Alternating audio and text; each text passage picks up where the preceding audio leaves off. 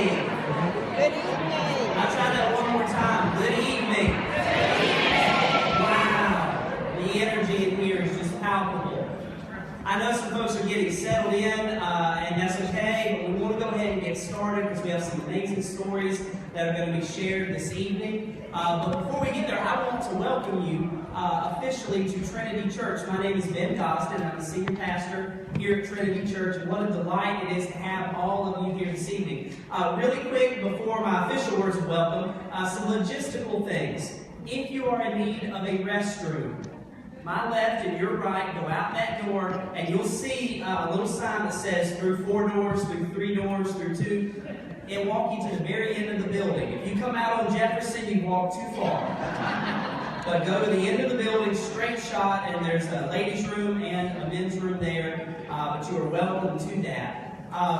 What a delight it is to have all of you. A couple weeks ago, Scott Stanton, Panhandle Slim, and I were talking, and we just mentioned that he's going to display some art in our fellowship hall. And he said, hey, I've got this amazing thing that they're coming back from the marches, and it'd be cool to show them. What could we do? And we just kind of tossed around a very innocent idea and said, oh, let's let some people come tell some stories. Yeah, it'll be a sweet, small event. And it exploded into this amazing thing, and we are so grateful. This is, I want to tell you just a couple of things as we get started. One is this is a safe space. All are welcome at Trinity Church. It's that way every day of the week, but I want to especially offer that word of inclusivity this evening. This is an ecumenical event, so persons of all faith backgrounds are welcome, and I don't know even, I've never checked or anything with the speakers, but this is not an overtly religious event. However, I do want to share with you just a brief word from my tradition, which is the Christian tradition. And I want to share it in this way by giving you a quiz. How many disciples did Jesus have? 12. You're wrong. You're wrong, and here's why it's appropriate tonight. Because Luke chapter 8 tells us that in addition to the 12, there was Mary, called Magdalene, there was Joanna, there was Susanna,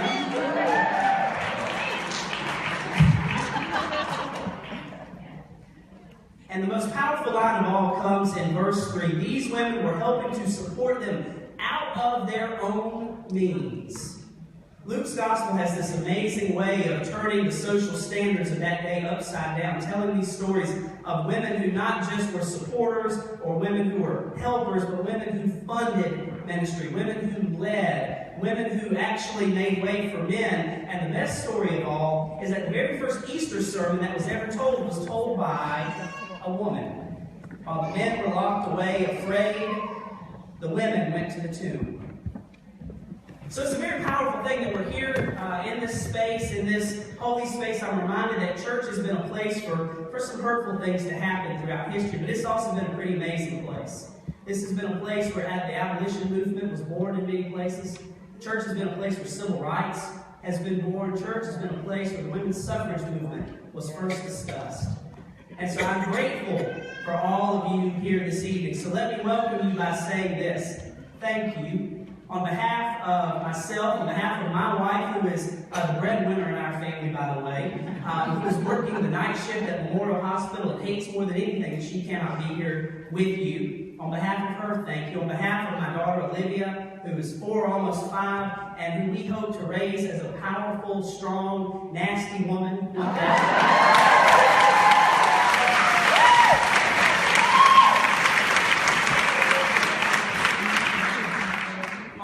This church, thank you. Now, I do want to remind you that this is a safe space. This is not a partisan space. The church is also a place that welcomes people of all ideological backgrounds. And so this is an evening where we honor the stories of women who have felt empowered. This is an evening where women get to share their stories for what they are, and that is holy, holy moments that they have experienced. So while this is not a partisan political event, this is political in the means that it's a story of people, and people whose lives have been made richer. And so thank you, thank you, thank you.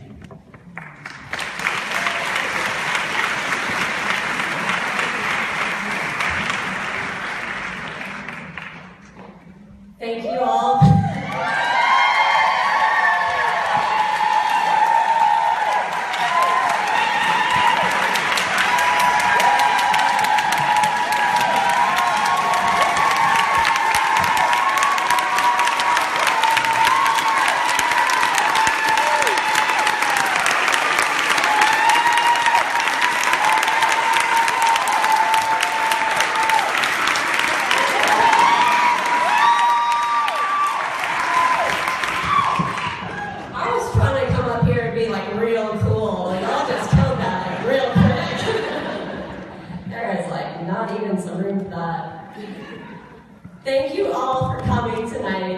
welcome and thank you.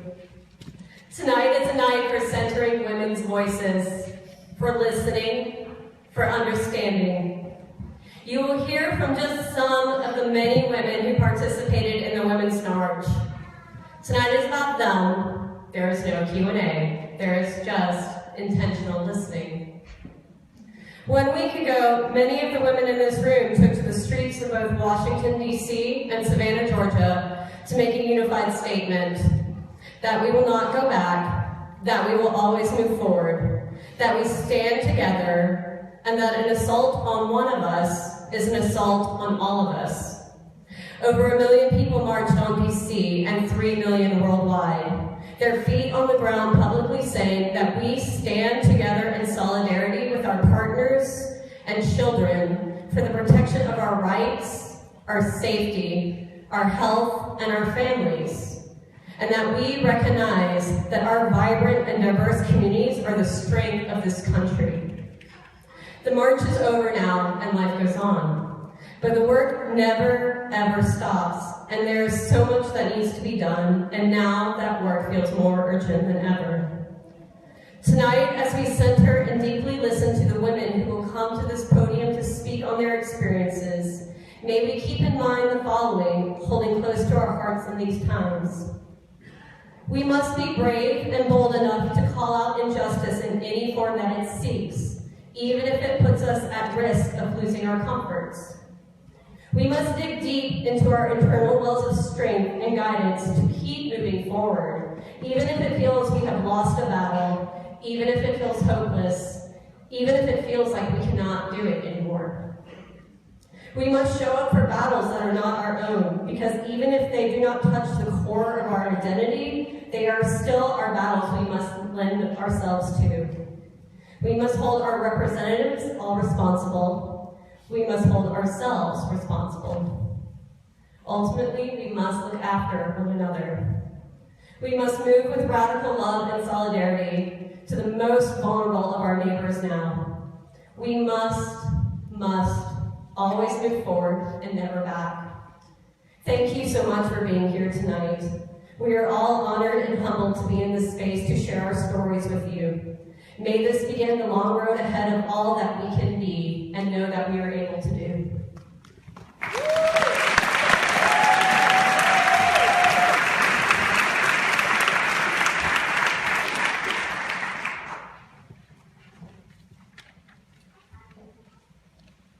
Good evening. Before we move on, we're going to take a moment of silence so that we might attune to this holy place, to this community of hope, to this recalling and renewing of our call to action and love. So for 1 minute now, we'll be quiet.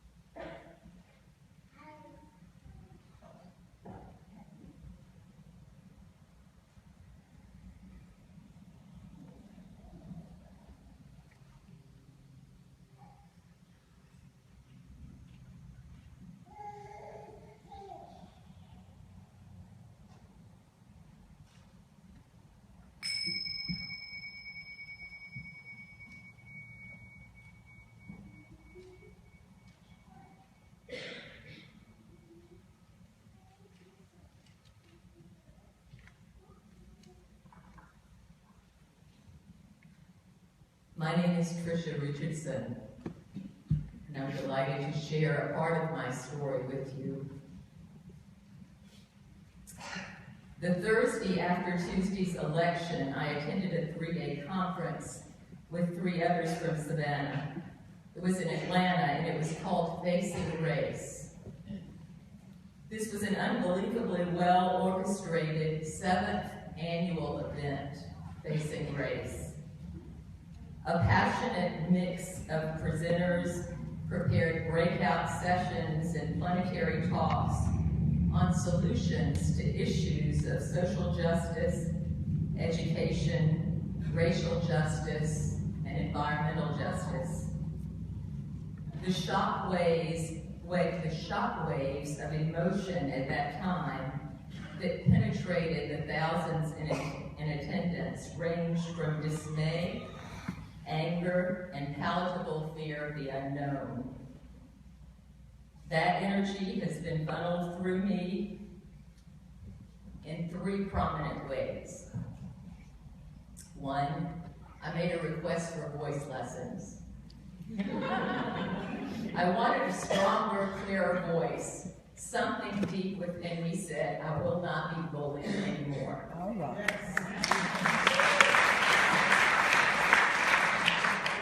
And then there was the seeding of a women's empowerment group. And then a big yes to the Washington March. I'm an Indigenous grandmother in this, my home city, Savannah, rooted in our Southern culture, a part of this United States, though mostly, I think of myself as a global citizen. I believe we are beautifully designed, interdependent, and uniquely diverse.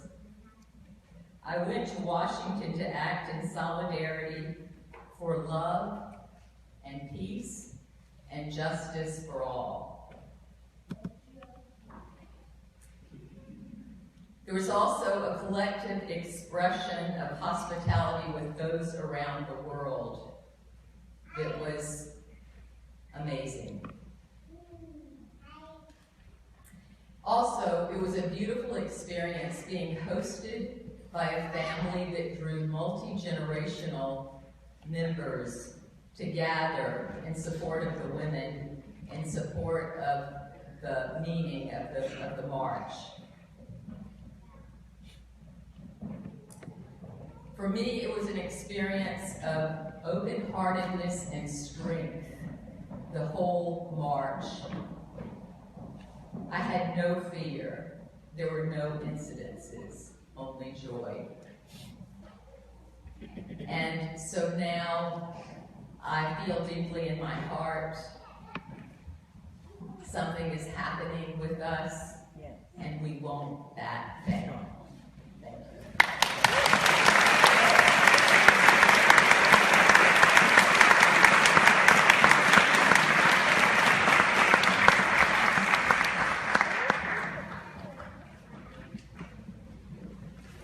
My name is Bertice Berry. The march was extremely personal to me. I needed it. My soul yearned for it. A few years back, I went to South Africa, and we were in the mountains hiking, and we were told to bring a coat because it would be cold. It wasn't that cold. I had this coat that I didn't need. So we noticed 6 women in the marketplace, and I said I would give my coat to one of them. And there was one woman who was clearly older than the others, and I said, okay, I'll give it to her. I folded it nicely, and I said, Mama, is it okay if I give you this coat? Before I could even finish the sentence, the other women began to ululate. They were like, ah! And I was like, I don't have any more coats. And they said, no, we want to thank you for giving our sister a coat. Because when my sister do well, I do well. That's right.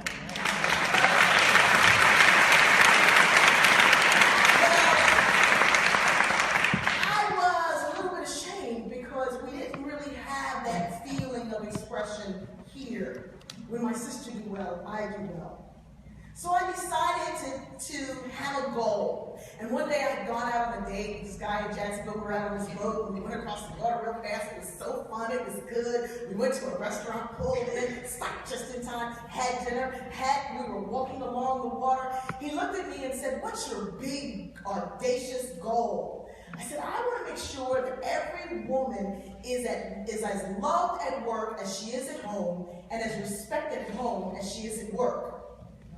He said, so you're leaving out men? And what about black people? And I looked over the water and I thought, how am I going to get back home?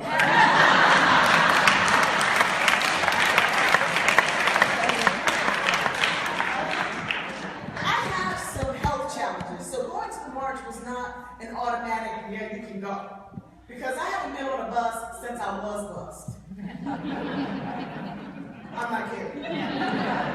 So, I waited, and I realized that I could put some things in place and I could go because I needed to be there. I needed the sweetness of my sisters that Savannah talks about, that the sweetness of our sisters that heals our heart and our brokenness. I needed that. And so I arranged to have a friend meet my sister Janine and I, and we got off the bus and we could see him and we're on the phone and he couldn't see us. And I'm going, we're over here. He's like, I don't see you. So I turned around to the women with me and I said, yell, we are here. And then we began to yell, we are here. And he said, I see you. And I turned around and I said to them, on my own, you may not find me, but together we can't be missed.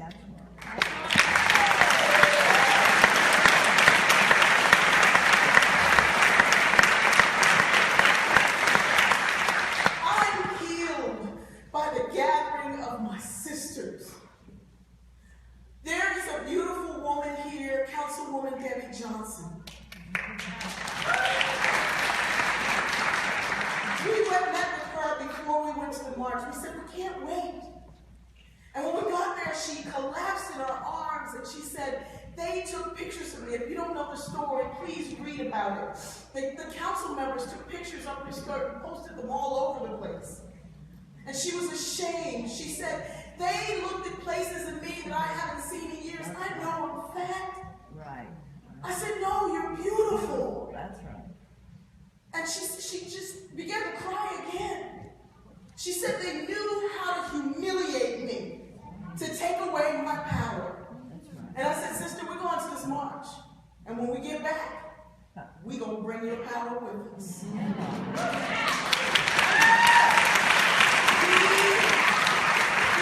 have so many reasons for having been there. Mine was to heal a place in my heart that needed to be healed. I moved to Savannah because I got married and divorced in the same year. I wrote a country song. So if I shot you when I met you, I'd be out of jail by now. But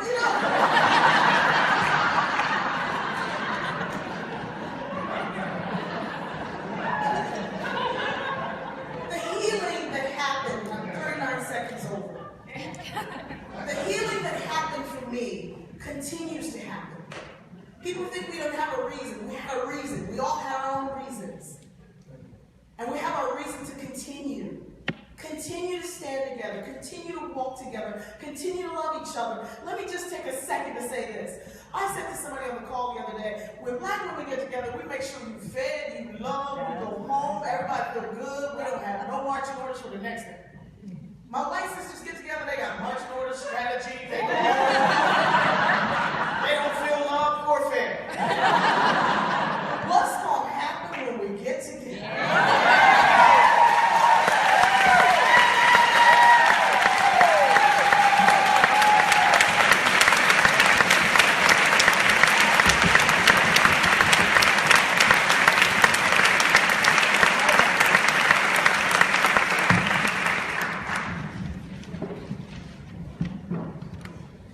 I'm Omkari Williams, and I went to the march.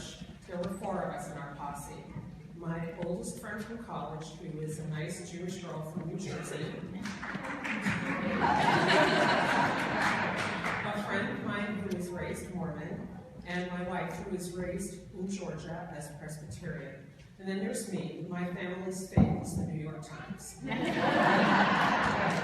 So we went because we knew we needed to be there, and I specifically knew that what is most important in this world to me is that we start talking to each other and sharing our stories. All right. I believe that if we share our stories, we can heal the world.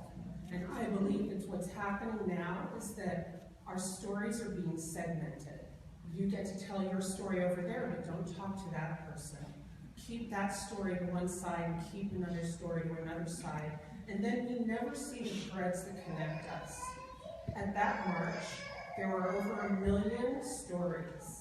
And each of them had a thread that connected them to the other women in that march, and the other men, and the children, and the police officers who were there working and were so supportive. It was an astonishing moment. And I believe that it is our obligation as citizens to tell our stories and to speak truth to power, and to also speak truth to each other about who we are and what we really need, and to recognize that telling someone that I need this doesn't mean you don't get what you need as well. This is not a zero-sum game. Yes. We are trying.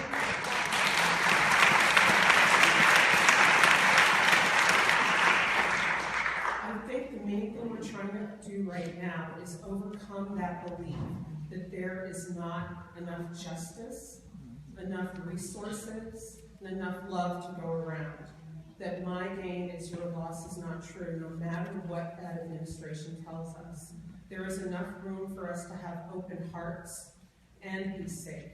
There is enough room for us to do the work that needs to be done to make sure people are cared for in our healthcare systems, in our mental health systems, and all the other ways that we are supposed to take care of each other, because that is our spiritual responsibility, and the spiritual is the political. If you are just doing what we do in church, it doesn't matter. We need to take these beliefs that we have as individuals and as a collective community and take them out in the world. And that's what I saw at the march. That's why I marched. And that's why I will do whatever I need to do to continue the work of the march. All right.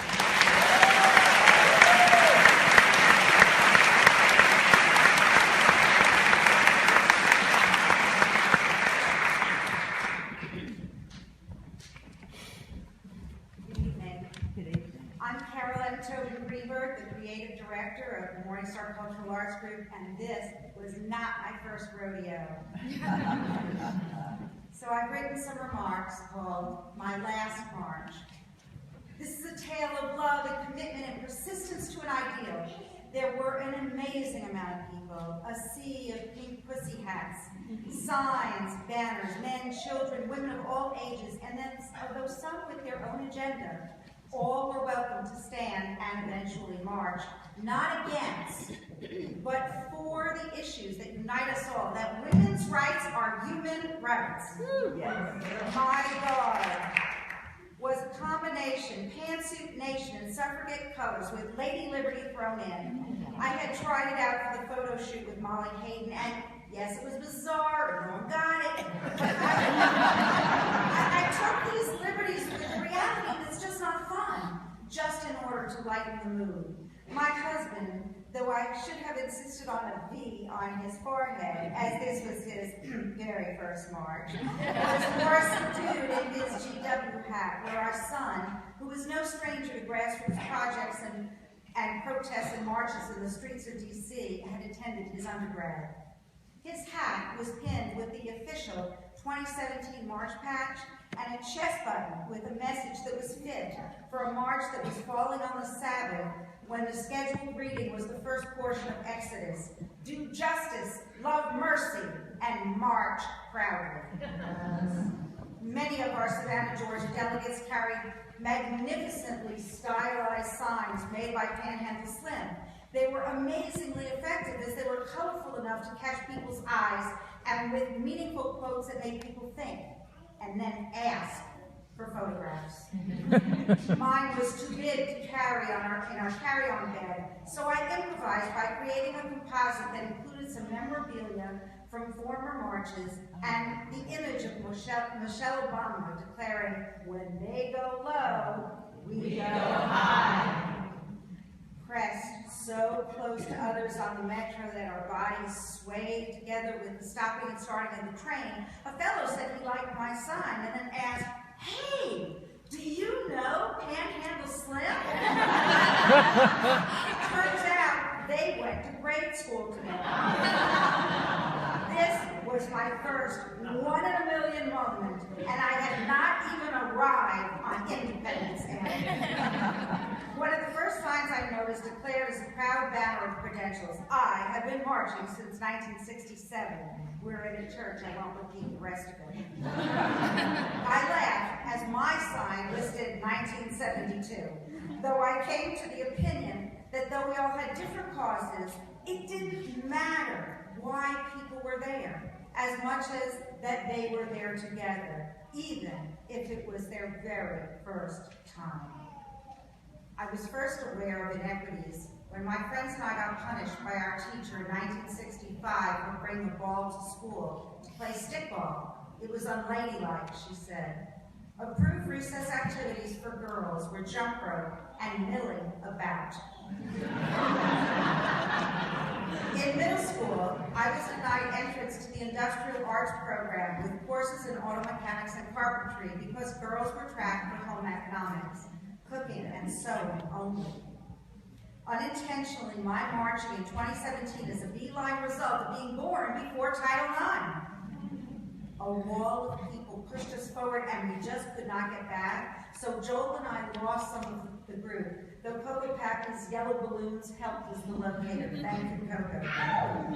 We were sandwiched in with more people than I have ever seen, and though we could barely see the Jumbotron and could not hear the speeches, we talked to interesting people from everywhere, shared food and stories with others. My 1988 march was marked by the fact that Ellie Schmiel and Molly Yard, both former presidents of NOW, and now both gone, signed my banner, which still graces my marital bed, because it was my husband who cared for our 2 children so I could attend that year. But at the 2004 march, my daughter registered to vote for the very first time in front of our nation's capital, and I cried for a very different reason. She was inheriting this struggle, my struggle, our struggle.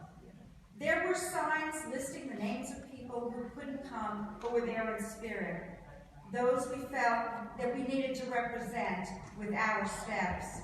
This time, Joel and I took a Morris Stein Foundation t-shirt for a photo shoot at the Capitol and talked to people about going to the mostfoundation.org website to sign our Sister by Another Mother's petition to educate before releasing gun permits so other mothers won't have to bury their only child through gun violence. It does not matter that I was there. It matters that visually we all were. From wherever you marched, watched, waited, chanted, or donated. May we be so successful with the aftermath that our legacy to our children is that they will not have to inherit the march as a strategy for the dignity and promise of basic rights. The chant of the day was mostly, "Tell me what democracy looks like." This is what democracy looks like. And I have to agree. Involvement going forward is vital to ensure that inalienable rights promised are not denied in our democratic society. I have been told you are only as good as your last march. God, please, make this be my last march.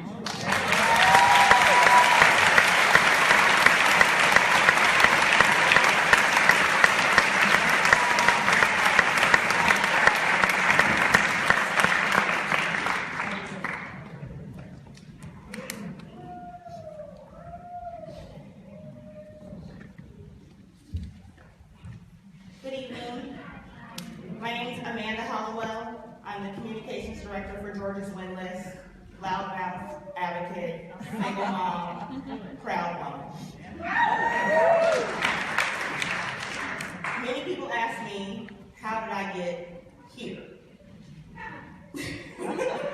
And I can go on and give you this romantic story about me traveling from California and landing in Georgia 9 years ago, falling in love with Savannah, but I'm not going to do that because that's not what we're here to talk about. I volunteered for Michelle Nunn's campaign, Jason Carter's campaign, I was endowed with the social media from Shirley James for this great idea that she had at the Women Must Vote campaign in Georgia. She then I then helped connect her to Murem Sharpe, who then connected us to Edna Jackson, and here I am today to speak to all of you. I am a proud woman who's walked on the shoulders of some great many women. When they share their stories of strife with me and what it was like and how is this, I get nervous because I don't know if I'm representing them properly. All I know is, you can't say that to me. And then they say, man, you can't say that. I'm like, I'm from California, it doesn't matter. Inappropriate.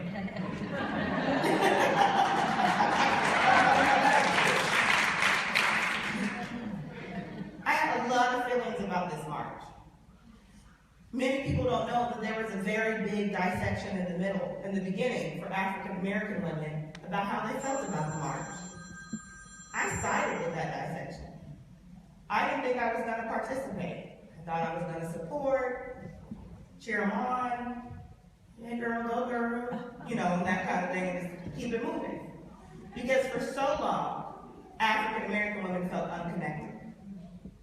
And then I decided, why don't I connect us? I'm black, single mom, college graduate, never participated in any kind of form of assistance, but yet I still fight every day to make sure you are getting your health care and you are getting your help and you're getting all the assistance you need. So this is my time. I fought with this for a very long time. It was very personal. So lo and behold, events in Savannah started forming. I can't go to DC because I can't get a babysitter. I have a teenager. If anybody wants him, y'all can have him. This has been a rough year, not just Trump. Like, I got a teenager at home. It's horrible. 15. So I just said, I'll take the lead. I didn't say it though, I just kind of took the lead. I didn't want anyone to come back to me and say, what is she doing? Da, da, da, da. I represent Georgia's Win List. I represent a few other organizations. So we always have to find ways to have permitting and proper this and proper that. And we need to know who the message is. And then on top of that, there are some amazing women in Savannah doing some hard, good work. And I wanted to make sure they got their voice heard that day. And I was just when I was formulating with my committee and we were working on it and figuring out how Johnson Square was going to do it, it was just call her, ask her, remember this, do that. And I wanted to make sure I was inclusive of that. I wanted to make sure I was giving you guys a replica of the microcosm of Savannah, what made me move here, what drove me to be passionate about this community and that I'm not from. I ain't got no family, no dead people, no nothing. I am the first and the last of Savannah for my family. My love and my passion comes from the cultural enrichment from this city.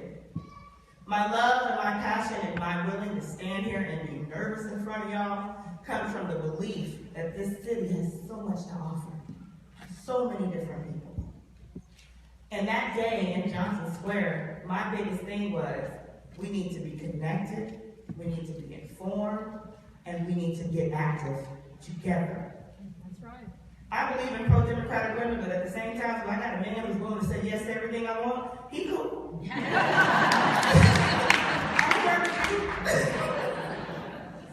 And that's what I firmly believe in. So today we're going to do an exercise, because everyone's sharing these amazing stories. But today I want you to look at your neighbor and say, I'm here. I'm here. With you today. To stay connected. Informed. And active. Do not leave here taking stories home saying, oh, she told this amazing story, and I cried, and there's pictures, and there's colors. No. Leave here today with some information, a donation to somebody.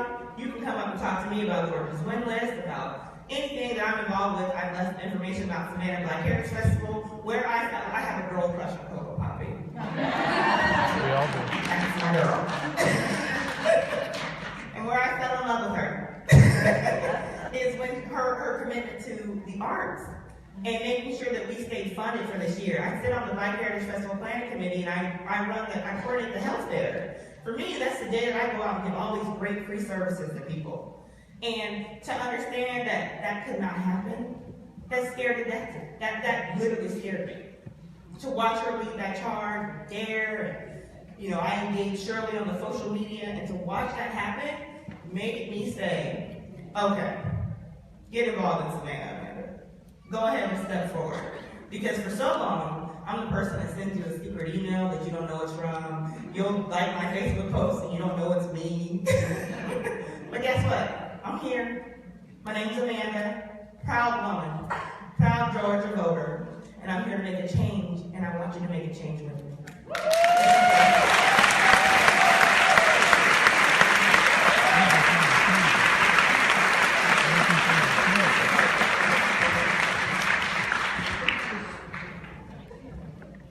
Hi, everybody. All right, so let me first introduce myself. If you hear the baby crying, that's mine, so I'm very sorry. My name is Yael Elfassy. I'm a pediatrician that works at Greenburg, which is a clinic that provides health care for those with and without insurance.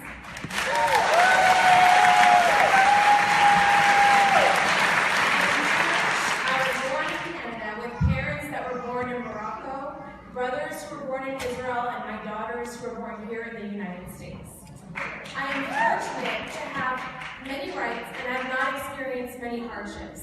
And this is due to the hard work and sacrifices that my parents have made to leave Morocco and then live in Israel and then move to Canada so they could give a better life to their children. I went to great schools, I was surrounded by many cultures, and I was able to travel all over the world. My high school was comprised of Sikhs, Hindus, Blacks, Christians, Muslims, and I was the sole representative of the Jewish tribe in my group.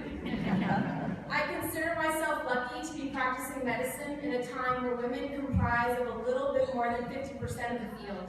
But I am well aware of the struggles that many have made to get me to this point, and I know that there's still a long way to go until we are equal to our male counterparts. I was lucky to have access to free health care in Canada, which allowed me to get free contraception as a teenager without my parents knowing. And they are here in pockets. And I didn't have to worry about getting into a medical emergency that would put them in financial ruin. I've been lucky to meet my husband, to move to the United States, and I was able to afford the thousands of dollars it takes to get a green card and then citizenship. And I've been lucky to purchase a home in a neighborhood where I can send my daughters to a good school and not fear that they live in a district that the public schools are poorly funded. So then why did I march? I have everything. I march for those who can't march. I march for those who cannot be afforded the same experiences as me due to social class injustice. I march for women who continue to experience sexual harassment in the workplace and cannot speak up for fear of retaliation. For those who experience abuse at the hands of their partners and get told by the police after they get the courage to speak up that there's nothing that can be done. I march for teenage girls who are raped in college, but the schools will not take control over it because their fear that it will affect their enrollments. I march for women to have the right to choose what is best for their body and not for the government to choose. This does not mean I am pro-abortion. It means I am anti-government choosing for me. It means that I understand the gravity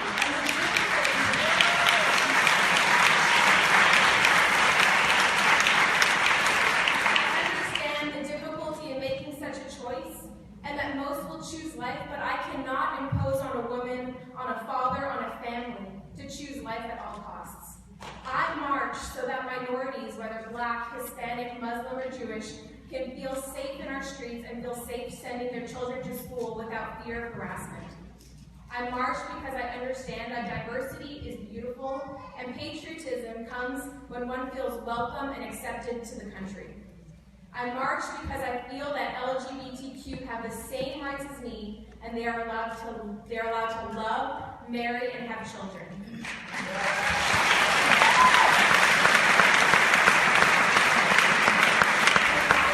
I march for my two little girls, Charlie and Noah, because I am their advocate and because I want them to have the same opportunities as me and more.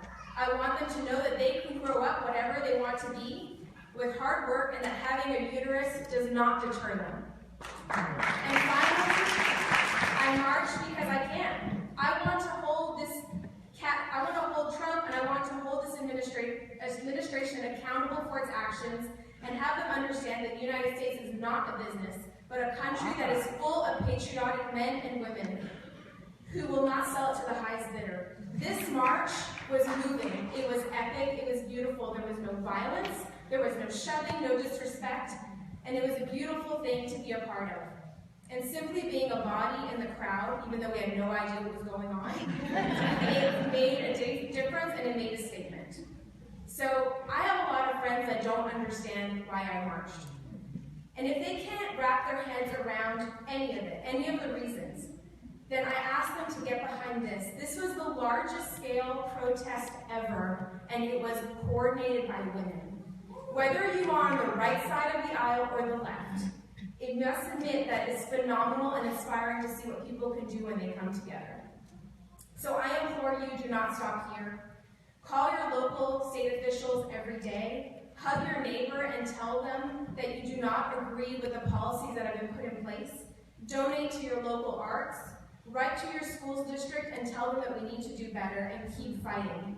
As for me, I will keep marching. I will keep serving the underserved at my clinic and provide them with care despite of their heritage or social class.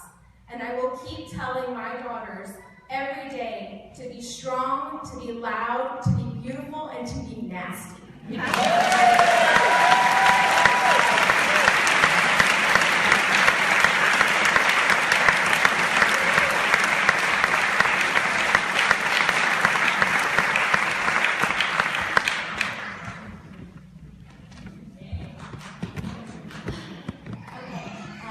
I'm Tonya Hamilton, and hang in there with me because I'm winning.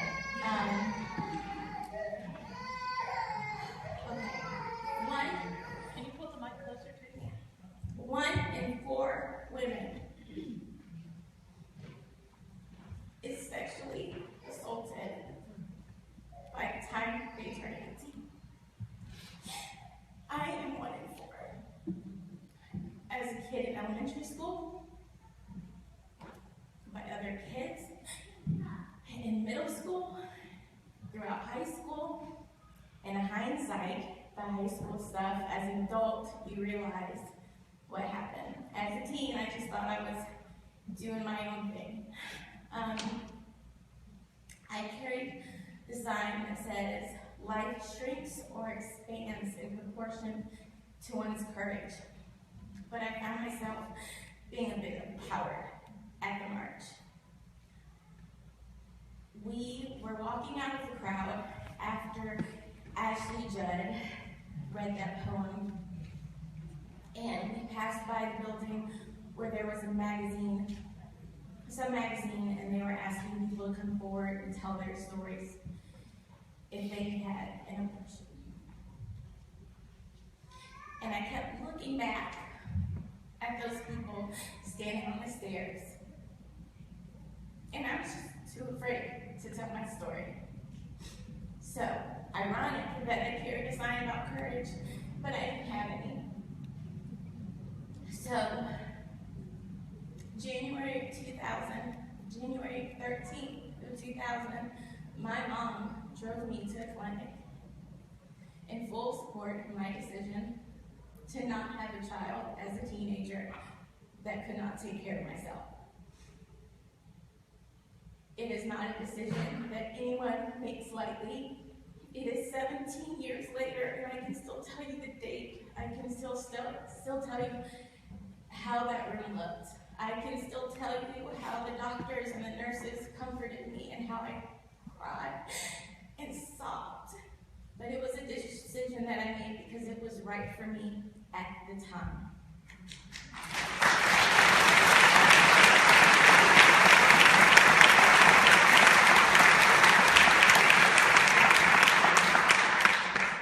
I've had friends that have found themselves in situations that know that I've been through this, and they've called and asked my opinion.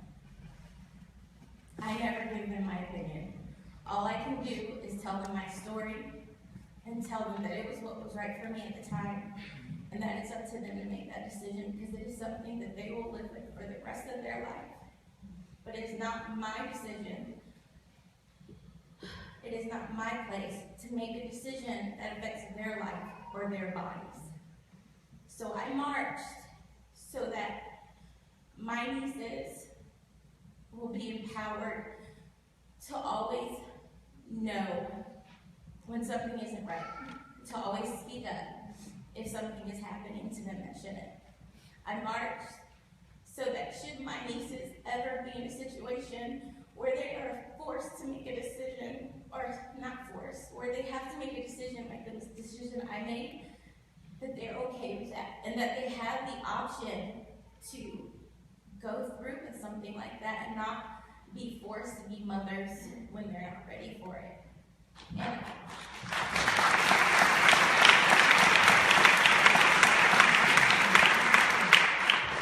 And I marched so that my nieces and my sons, who wouldn't be here if I would have had my baby, are empowered enough to not have to make the decisions that I made, to have a different path that isn't my story, a story that's better than mine. So I marched for them, I marched for rights, I marched for empowerment, and right now my one goal is to empower little girls and let them know that they can do anything, and they are more than objects. They are so much more and capable of so much. So those are the reasons I marched, and I had to address it, because I didn't want my experience in DC to be that I didn't have the courage to speak up.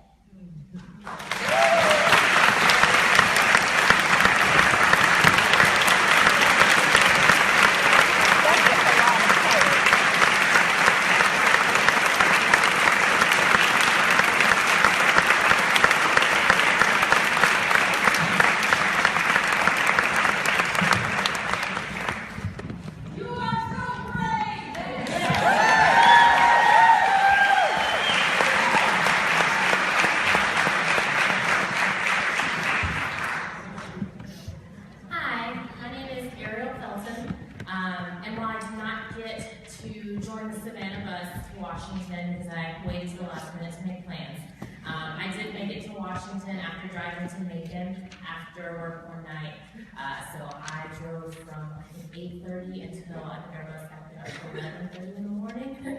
So we drove through the night. And while the march itself was one of the most inspiring events that I have ever been to, I would like to share with you why I went and what got me there.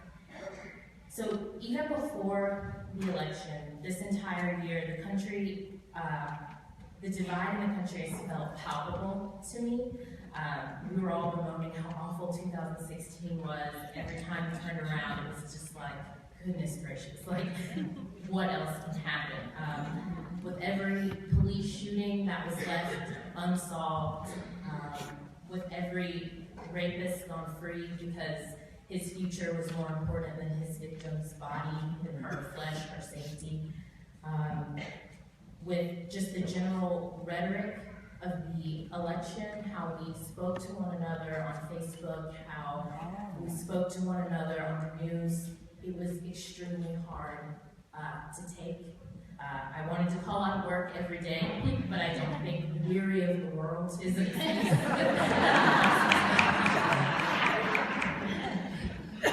But I didn't know what I could do about it.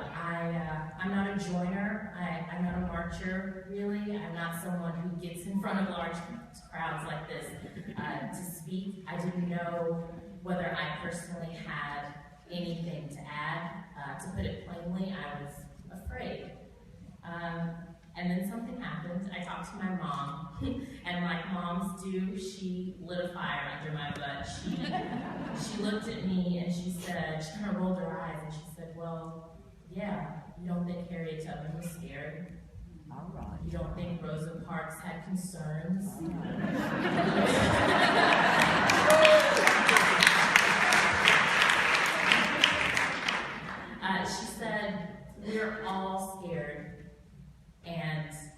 we have to use it. You don't have to go to a march completely fearless. You don't have to stand up in front of a crowd and have every word planned out and know exactly what you're going to say. You don't have to be a joiner, is what I guess I'm trying to say. You can help just by turning to your neighbor and letting them know that you're there. You can help by showing up. You can help by donating. So if you take anything from my few, 2 minutes up here, it is to just take that fear, that discomfort, that lump in your gut, and just use it. Let it propel you forward to do what only you can do. Your voice is no one else's voice, and you can say what no one else can say. And just like the story of the woman who was just up here, I want to say, I think that you were so brave. Yeah. I think that you were so brave.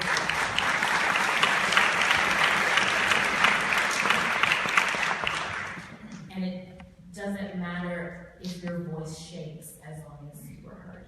Thank you.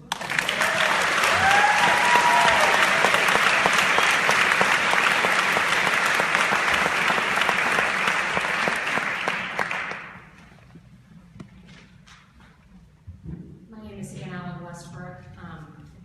Why I marched, if I am being honest, I marched because it was a really tough election season, and I took it really, really hard.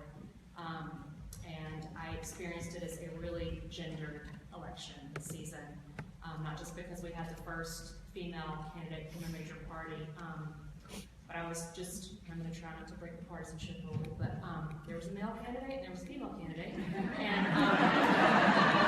they had some rights, and I was watching the male candidate come up behind the female candidate and creep up on her and seem to try to make up for what he lacked in knowledge by overwhelming her physically and intimidating, and it just really triggered a lot. And I got, tired of the endless scrutiny and the focus on, did she smile too much? Did she not smile enough? Her appearance, what she was wearing, that sort of thing. And then the result happened, and that was really disillusioning. So I think, like some of the others here, I really marched for myself because I needed it. We tell women and girls that they can be and do anything, and the result for me was just crushing. It felt like that wasn't true, or not necessarily true. You can be the most qualified, you can be the most knowledgeable, and there can still be someone who can come and get that opportunity, because our idea of what leadership looks like is male, is what talks and sounds and acts like a man. So I marched because I needed it.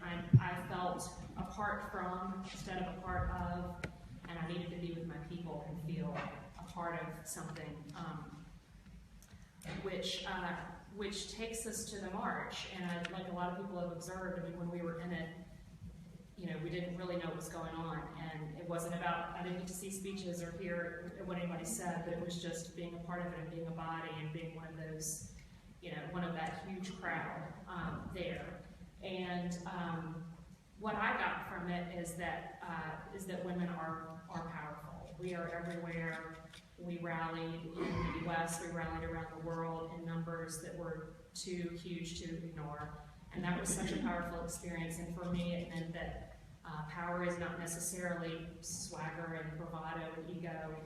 Sometimes power can be a sea of hand-knitted pink hats. So that was great. There was a quote from Mamie Wolf, who attended one of the marches, and she said, "You never know what a revolution is going to look like." And that I've really taken that to heart, and I love seeing some of your pink hats out here. So the song I chose was a quote from Coretta Scott King, and it was about increasing women's political participation, and that when we do that, it changes things, and it changes policy so that it is more woman-friendly and more child-friendly. And that's what I really came away with, and that's what I'm trying to take with me, is increasing my political participation, and it's really, the point's been driven home this week as we watch the new administration, a sea of white male faces, making policy that affects the health of women worldwide, and there's not one woman in the picture. So that's something that I'm taking away, that I want to change, because I want our democracy to look like us, and it doesn't right now. So for me, that means more political participation, more women in office. I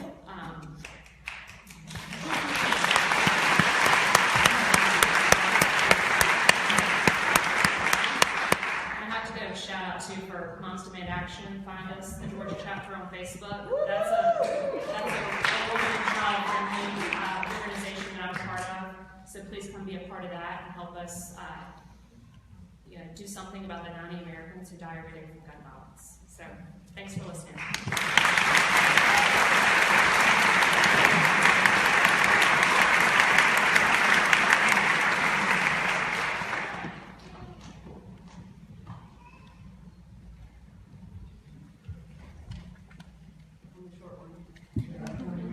Hey, Savannah. Melissa Venderburg. And so back in November, after 4 days of crying in my living room in a pillow fort, I emerged and took a shower, and I met up with my friend Molly to talk about what we were going to do with ourselves now. And like a lot of people, we were feeling very untethered from this emerging reality. And I felt personally wounded by what has taken place surrounding this election. As a woman of color, as a single mother, as an Arabic translator, as a combat veteran, and a longtime civil servant, I felt the country I've devoted my entire life to was beginning to erase me.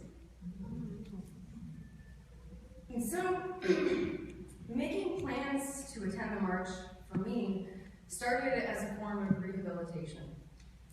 It was a tangible lifeline, and it was one I could pass to my friends to say, let's take up physical space and use that space to cultivate the new strategies.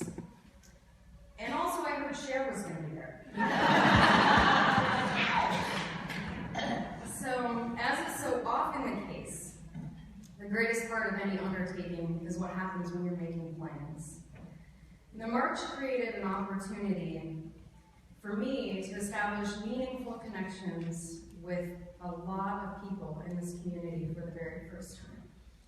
And I learned a great deal about Savannah's talents and worries, and about the extraordinary strength of will that exists in this community. And when I look at what's ahead, it's going to be a marathon. And in marathons, there are no victory laps. The joy of the march and of events like tonight are fueling stations.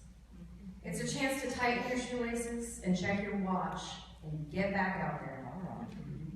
And going forward is going to require a lot from each of us. And it's more than most of us are used to giving, except Coco. We can't afford to burn out. So when you go home tonight, take a few moments to take stock of your priorities. What is sacred to you? And what's being threatened? And for every reaction you feel to what's taking place, attach an action, and attach that action to your community. And then take a look at all of the possible actions before you and weigh them. Take stock of your personal strengths, the time and resources that are available to you, and choose some of those actions and put them in your calendar. Find ways to be a leader in the areas that you're strongest, and strive to be an excellent follower in the areas you're less confident. Ask your community to develop a means to measure how well your contributions are working and shed the habits that are wearing you down. So for me, that means stop spending time honing an argument against social media trolls, and put those points before your elected representatives.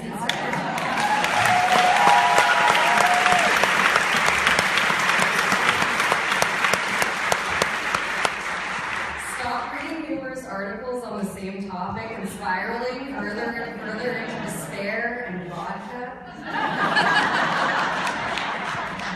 And if you're not sure where to begin, or whenever you see someone doing something inspiring, approach her and say, hey, here's what I'm really good at. How can I help you? Put yourself in other people's shoes. This is how we'll find new ways to bridge the gaps.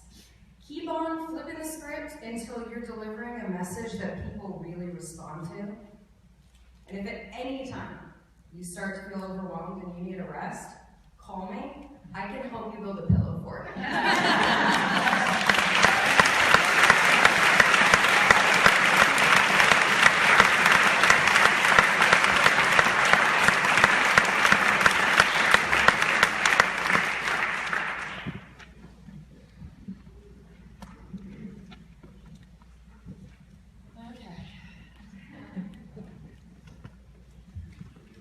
I must admit, I had not anticipated the pressure here.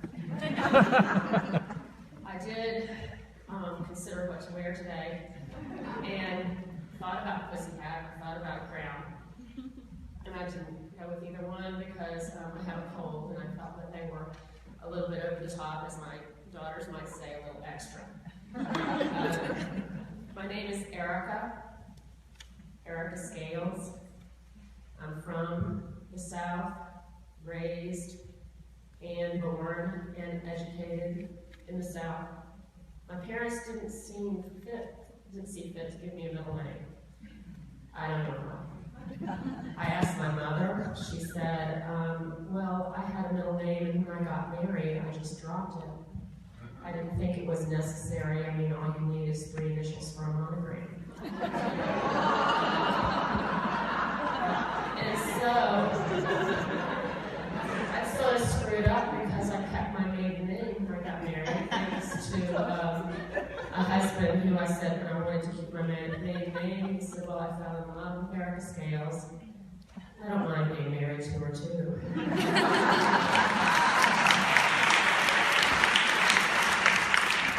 So my monogram is not very pretty, but it's just plain Erica Scales. I wrote a bunch of stuff this week about what I was going to talk about. I didn't have time to organize it. I worked 40 hours as a speech pathologist in an elementary school, and I could talk probably. I like talking. I'm a speech pathologist, which can work against my patients because I'm working with them, but I'm doing talking. And I had anticipated really coming up with a really sharp 3 minutes speech.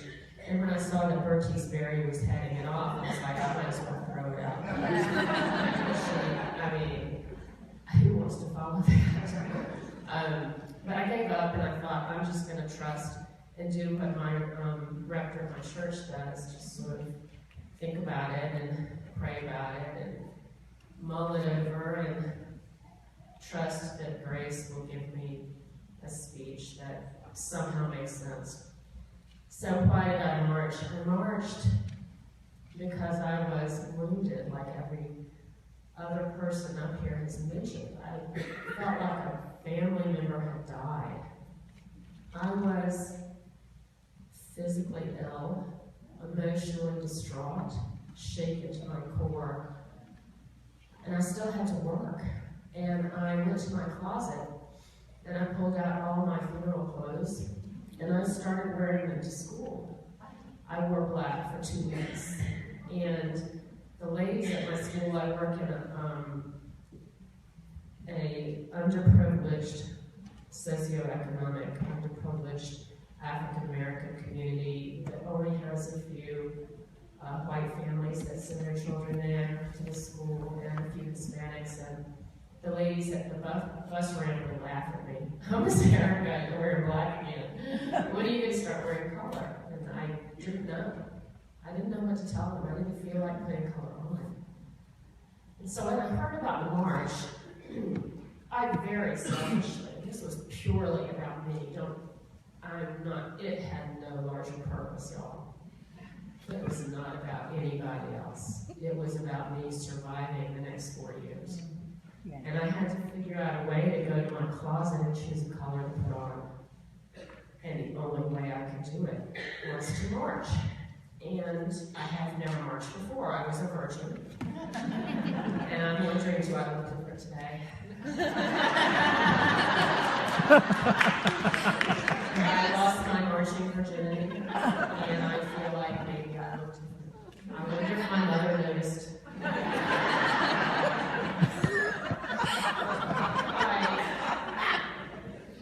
I grew up being told that I was opinionated.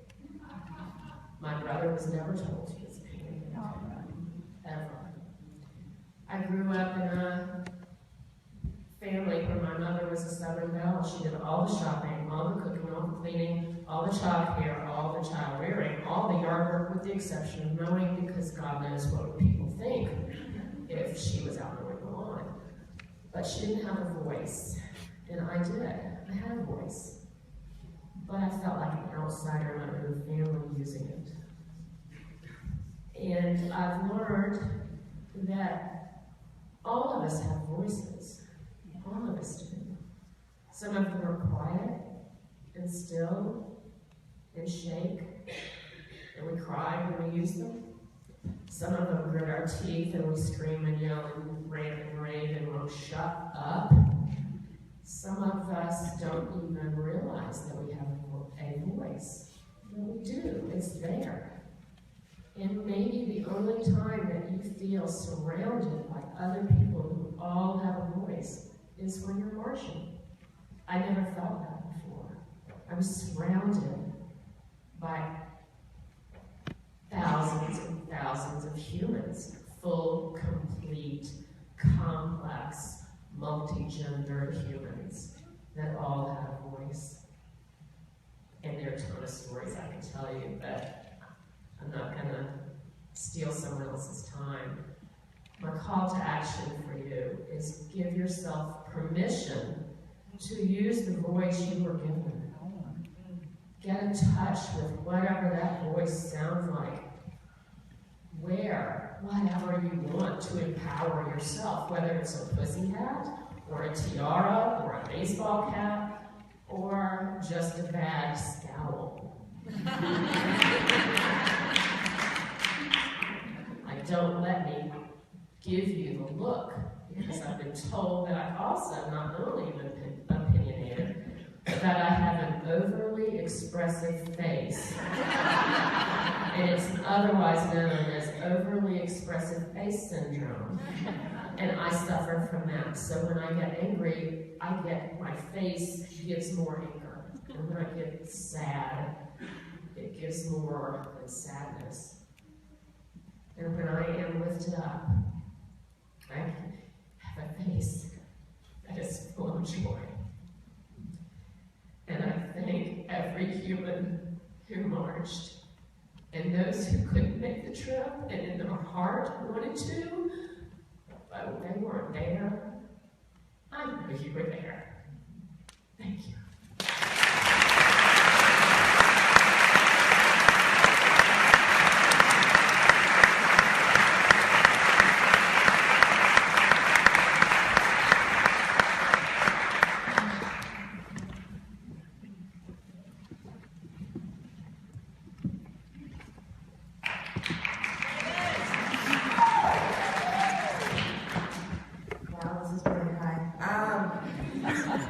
My name is Liz Rhaney.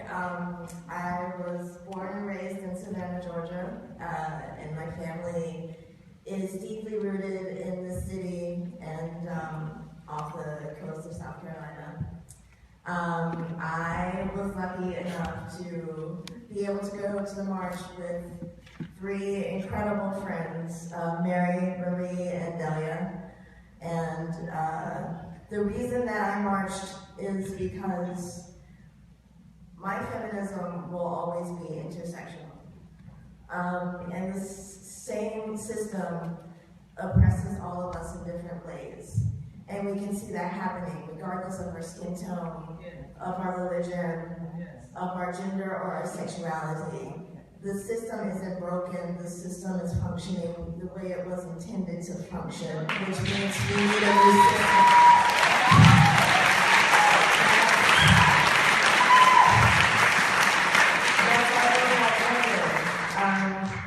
And really to bring it full circle, the woman I was named after was my great-grandmother, Eliza.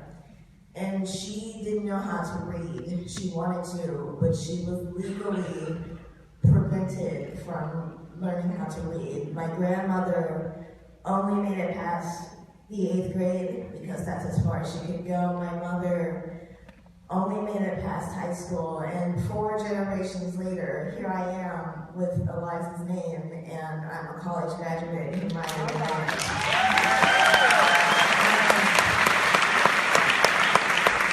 So, my call to action, if you can't think of anything else, is to simply exist. Because existing can be a powerful form of resistance, especially when your existence is being threatened every day. And that's really what it comes down to, is that we all have to exist, and we have to support each other's existence. And that is all that I have.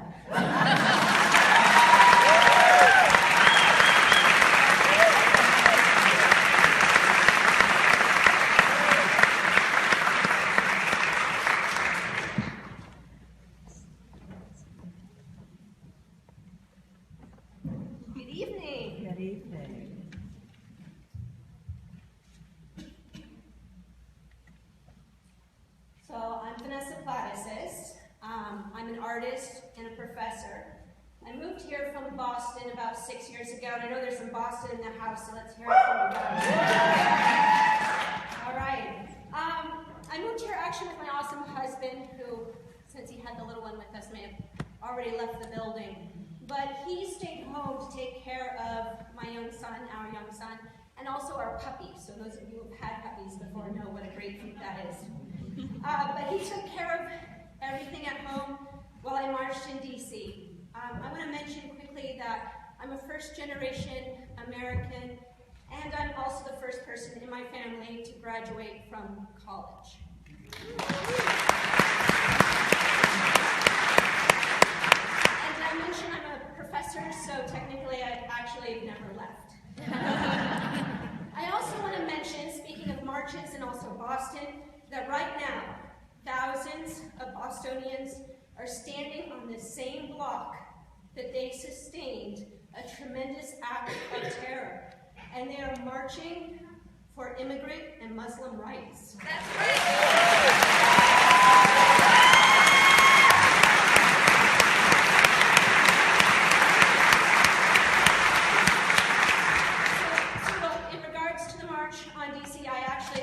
For an entire lifetime. But with this time, I'd actually like to share with you a poem by Maya Angelou. It's titled On the Pulse of the Morning. And technically she wrote it in 1993 for then President Bill Clinton's inauguration. So it's also referred to as the inaugural poem. To me, it perfectly embodies this transformational moment. A rock, a river, a tree. Host to species long since departed marks the mastodon, the dinosaur who left dry tokens of their sojourn here on our planet floor. Any broad alarm of their hastening doom is lost in the gloom of dust and ages. But today, the rock cries out to us, clearly, forcefully, come, you may stand upon my back and face your distant destiny. But seek no haven in my shadow. I will give you no more hiding place down here. You, created only a little lower than the angels, have crouched too long in the bruising darkness, have lain too long face down in ignorance. Your mouths spilling words armed for slaughter. The rock cries out today, you may stand on me, but do not hide your face. Across the wall of the world, a river sings a beautiful song. Come, rest here by my side. Each of you an ordered country, delicate and strangely made proud, yet thrusting perpetually under siege. Your armed struggles for profit have left collars of waste upon my shore, currents of debris upon my breast. Yet I call you to my riverside.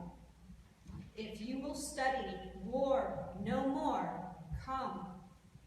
Clad in peace, I will sing the songs the Creator gave to me when I and the tree and the stone were one. Before cynicism was a bloody sear across your brow, and when you yet knew you still knew nothing. The river sings and sings on. So sing the Asian, the Hispanic, the Jew, the African and Native American, the Sioux, the Catholic, the Muslim, the French, the Greek, the Irish, the rabbi, the priest, the sheik, the gay, the straight, the preacher, the privileged, the homeless, the teacher. They hear, they all hear, the speaking of the tree. Today, the first and last of every tree speaks to humankind. Come to me, here beside the river. Plant yourself beside me, here beside the river. Each of you, descendant of some passed on traveler, has been paid for. You, who gave me my first name, you Pawnee, Apache, and Seneca, you Cherokee nation, who rested with me, then forced on bloody feet, left me to the employment of other seekers, desperate for gain, starving for gold. You, the Turk, the Swede, the German, the Scot, you, the Ashanti, the Yoruba, the crew, bought, sold, stolen, arriving on a nightmare, praying for a dream. Here, root yourselves beside me. I am the tree planted by the river, which will not be moved. I, the rock, I, the river, I, the tree, I am yours. Your passages have been paid. Lift up your faces and have a piercing need. You have a piercing need for a bright morning dawning on you. History, despite its wrenching pain, cannot be unlived, and if faced with courage, need not be lived again. Lift up your eyes upon the day breaking for you. Give birth again to the dream. Women, children, men, take it into the palms of your hands. Mold it into the shape of your most private need. Sculpt it into the image of your most public self. Lift up your hearts. Each new hour holds new chances for new beginnings. The horizon leans forward, offering you space to place new steps of change.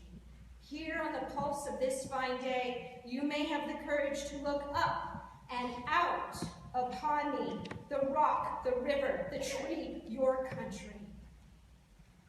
No less the Midas than the mendicant, no less to you now than the mastodon then. Here on the pulse of this new day, you may have the grace to look up and out into your sister's eyes, into your brother's face, your country, and say simply, very simply, with hope, good morning. We are awake, and let history show we said no.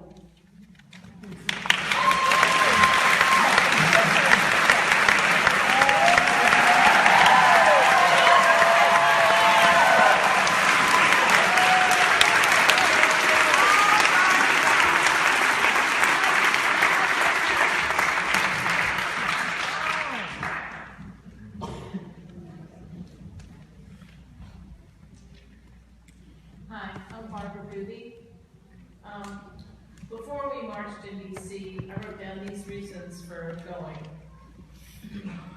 Because too many women still consider themselves second-class citizens, and too many men agree with them.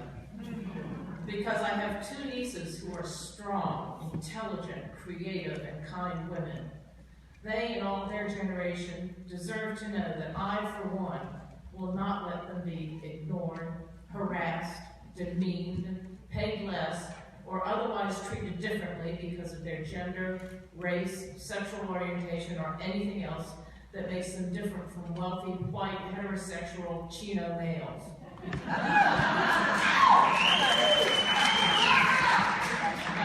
Chino, if you don't know, stands for Christians in name only.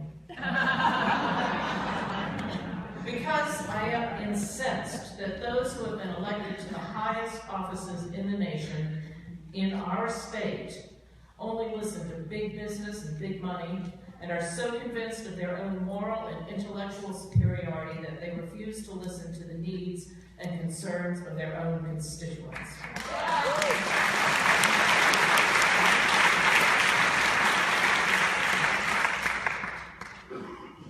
When I picked up my Panhandle Slim sign, this quotation from Michelle Obama spoke to me.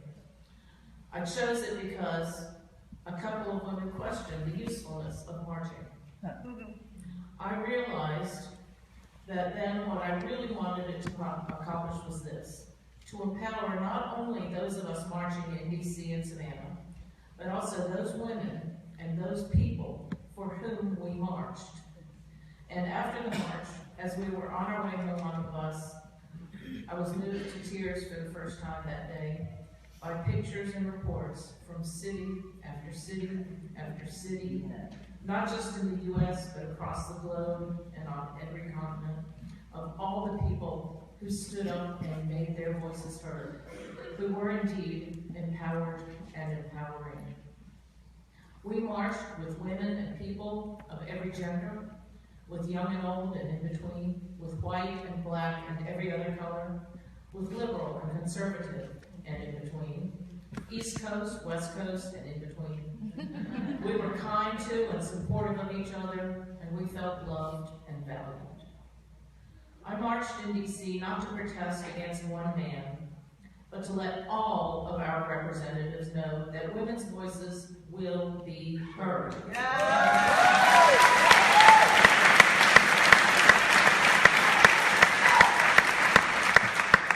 We will not be complacent in the face of those seeking to take away our rights. It amazes me that many, sorry guys, mostly white, women, and even more men do not see that women right now have fewer rights than men, and that the rights we fought for are being trampled on. So what are these rights? The right to express ourselves freely and the right to a free press.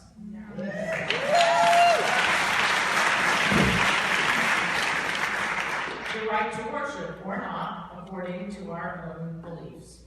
The right to clean air and water. The right and duty to vote.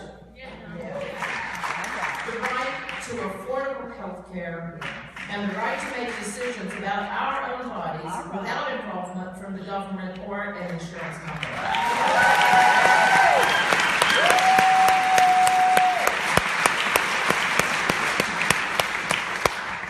The right to know what our government is doing, and the right to a decent education based on facts.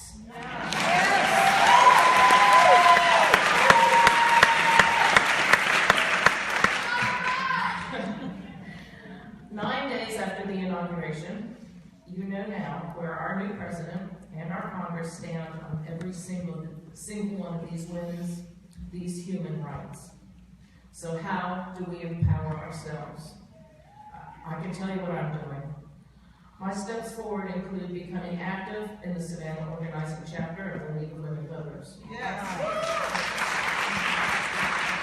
I contact my representatives frequently on issues that concern me. I am submitting my application to Georgia Wins Leadership Academy.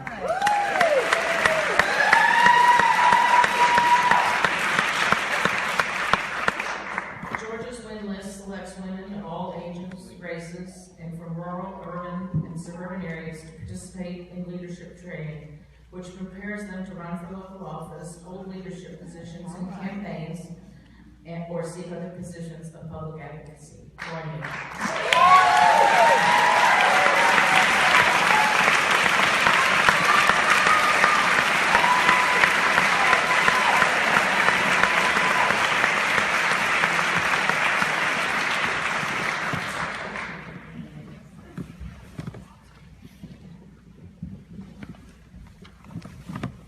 Thank you all for being here today and sitting in the hard pews. I know your Rhaney might be falling asleep much like mine is.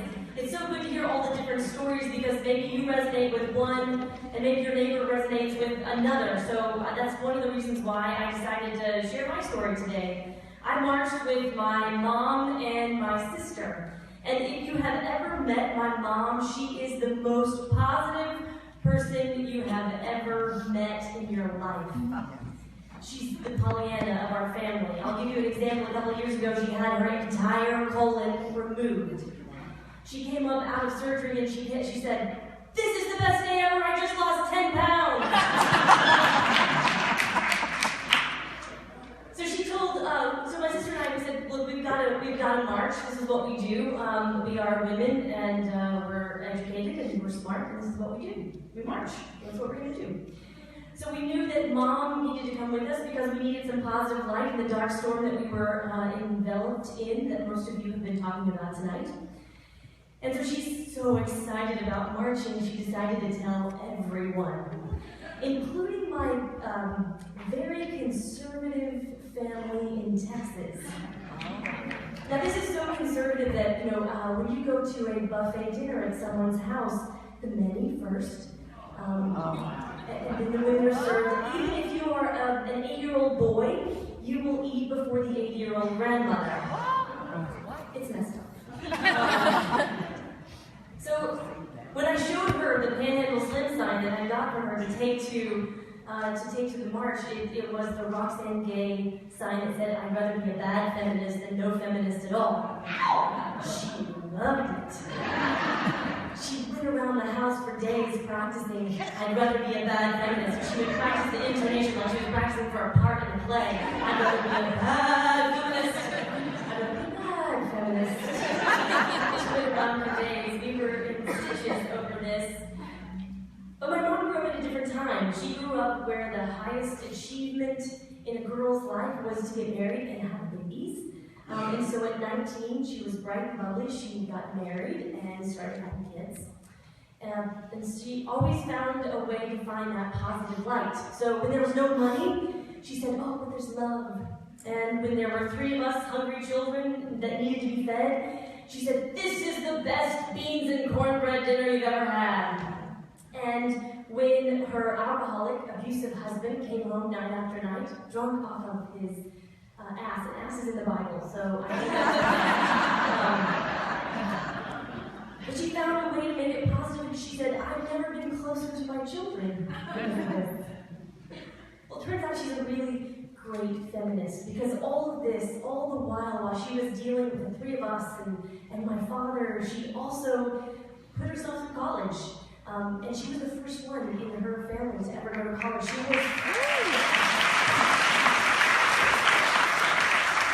And she went and started teaching at a school where she made less than her male counterparts because they were the head of the household. And she clawed her way out of that way of thinking, and she found kindness all along the way, helping others. We had more pets and people in our house than I know what to do with. And she expected us to go to college, my sister and I. She believed that we could do anything. And she, all along the way, found this positive light. And because of that, my sister and I did go to college. We are openly feminist as well. And we started cutting in line at the family buffet.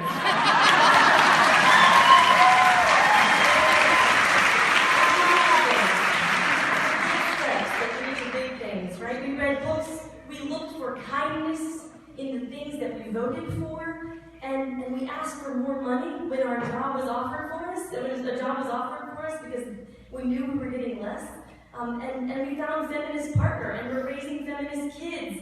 and still our feminist is growing because women's rights are human rights. Yes.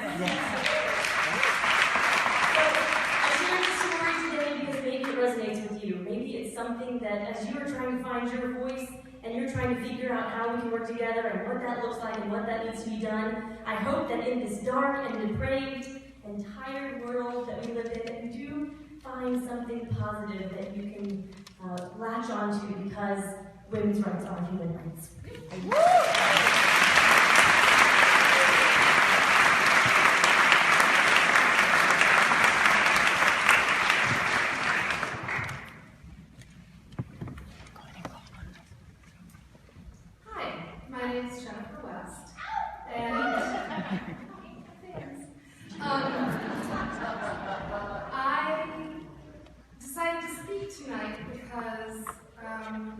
Being out in front of an audience is part of my story of the march. I, like many, I spent the morning after the election in tears. And I started finding some solace through Facebook. Facebook, which can be such an incredibly divisive place these days, but can also truly be a connecting place. I think I saw Coco's name mentioned that day. And I started paying attention to things that were being posted locally. And I realized that a march was going to happen. And I said, yes, I'm going on the bus. Because that's the cheapest way to get there. Not really thinking about what that meant to get on a bus at 10 p.m. at night, arrive in Washington, D.C. at 9 a.m., walk all day, and then ride the bus back at night. And I have fibromyalgia. It's a diagnosis that I got a few years ago. Lots of controversy about it for many years. I did not expect to be given that sort of diagnosis. But it's something that happens mostly for women, and it often comes from not reacting to stress very well. So this past year had been about trying to relieve stress in my life, become a healthier person. And then there was this election, and that didn't work. So I say, okay, I'm going to ride a bus to D.C. And the weeks before, I started getting really scared. Was I going to be able to make it that whole day? What was I going to do? I know that people the metros were running, but they were going to be packed. What if I got somewhere and just my body just said no? And so, to kind of push that out of the way, I said yes to everything I could. Coco asked for people to talk to the media. Sure, I'll talk to a newspaper reporter. Oh, you mean a TV reporter? Okay, first TV interview, let's do it. And in the last week before the march, I found an organization that was pairing people who were going to DC with people that couldn't go because of disability or illness. So I got the photo and the email address of a woman named Karen, and she helped me get through that day. My phone said I walked 14 miles. I don't know, it was a lot. And there were times where I knew that the next time I stood up was going to hurt a lot. And I also had these moments of, oh my gosh, I'm not doing this march right. Because I got around the Capitol building as we were walking from RFK Stadium, and there was a sea of people. And I knew where the rally was happening, where the speeches were happening. And we tried to get there, but we couldn't. It was like, truly sardines. The most polite sardines. So I did not think that I could handle a day spent crammed up against people. And we headed to the other side of the mall, figuring that we had several hours before the march would start and we could join in somehow. And that's when the magic of Panhandle Slim really kicked in, because I was walking along with this beautiful painting of Gloria Anzaldúa, and the quote was, "A woman who writes has power, and a woman with power is feared." And like all of these amazing Panhandle Slims that we see around us, people stopped and read and asked to take my picture. And I smiled and gave the fastest plug for Panhandle Slim. And so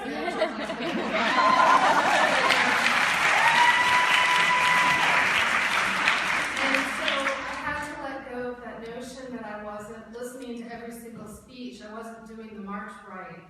I was doing it the way that it was going to work out for me. And every single person that was there was one part of this amazing collective. That it didn't really matter. That I still haven't had time to listen to anything that was spoken officially. But I talked to people. Yes. Thanks to Panhandle Slim. Thanks to just having a smile on my face. I talked to women that came from Vancouver, British Columbia. I talked to families. I talked to women older than me. I talked to men older than me. I talked to so many people and connected. And I did get to march. Never made it to the starting line, so to speak. But somewhere along 14th, in view of the Washington Monument, this group of people, this sea of people started past us and we filtered in. And it would be about every 5 steps and we'd stop for a while. Hey, that's a great time to have a conversation. And so we make it over in front of the White House, and the 2 women I'm with were like, this is great, we've participated, we've marched. And now it's time to get back to the bus. And what we didn't realize, what was so amazing, was that all of the streets headed towards the White House were filled with marchers. Streets that were never part of any sort of official route were filled with marchers. And that is when the power of the day really hit me. And it was a painful 4 miles back to that bus. And thank goodness for all the kind people of Washington, D.C. who opened their restaurants to many hungry marchers. And by the time I got back to the bus, I was a cranky person, just wanting to take my hiking boots off. But even on that bus ride back, hearing what other people had experienced, I knew that I had been in the right place, and that it was only the start. Because for whatever I experienced on that day, it is just pageantry if we don't continue forward and make our voices heard with our elected representatives from the local level to the national level. And it's, there are lots and lots of ways that we can become involved in our own community. There are amazing nonprofit organizations that we can lend our time and give our money to. So I just encourage everybody here tonight to pick 1 or 2 and try not to be like me. It's like, I've got 18. But no, just focus your efforts for a little while on something, and it's amazing what we can do together. Thank you.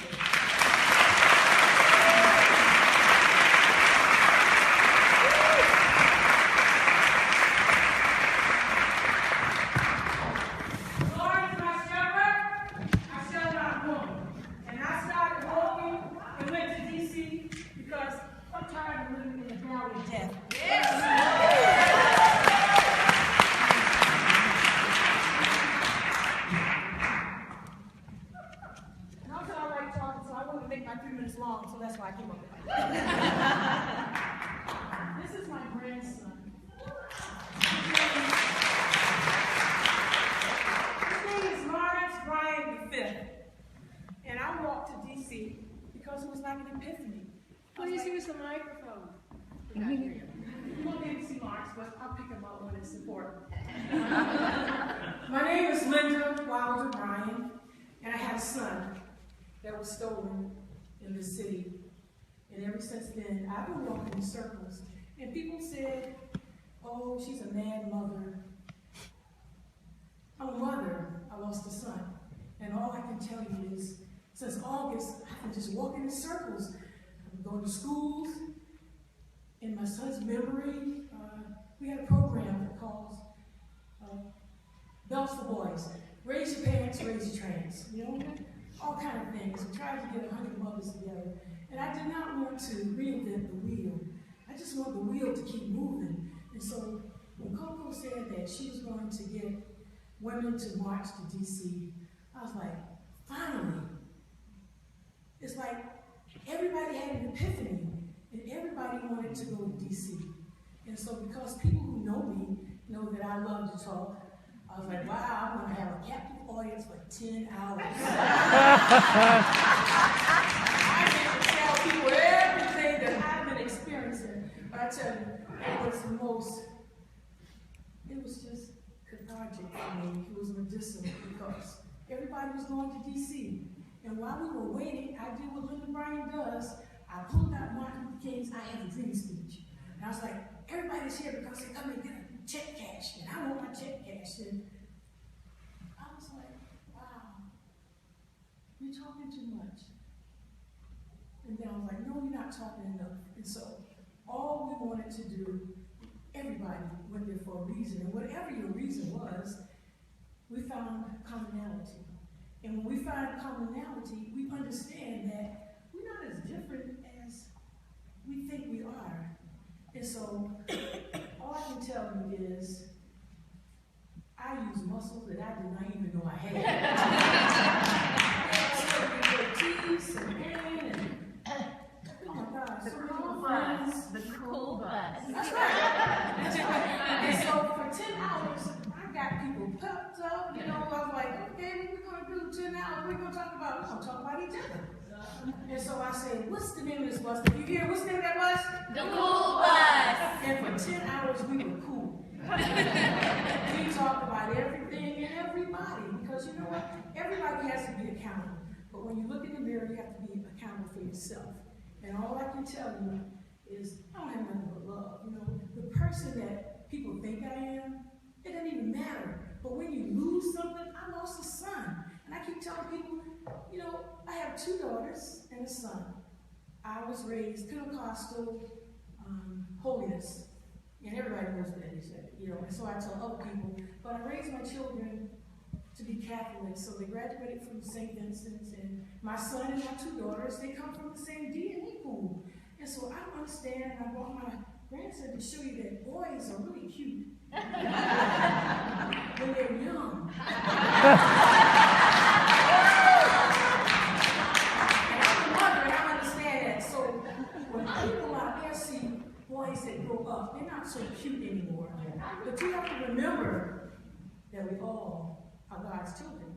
And I know y'all thought I was going to preach because I'm going to tell you this. I got to tell you this, and I got a couple minutes left. I got well, not actually a couple minutes left. As a second, so I'm going to make it. I've got friends, 5,000 friends on a group. And I tell them all the time, they push like. And I'm like, and my children tell me, Mom, how do you curse people out on one page and then talk about love on the other? I'm like, God knew who he was dealing with. God knows who he is dealing with. And it's about diversity. And I tell people, mothers wrong. They do. And mother raise them in too, but mothers are who will change the shape of our nation.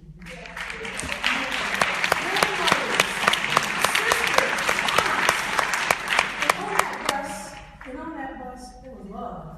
There was love. And so we can't stop talking about love on Christmas and Thanksgiving. When we look in the mirror, we've got to push it back, push it back. And that's all kinds of signs. Silence and violence. And when they go low, we go high.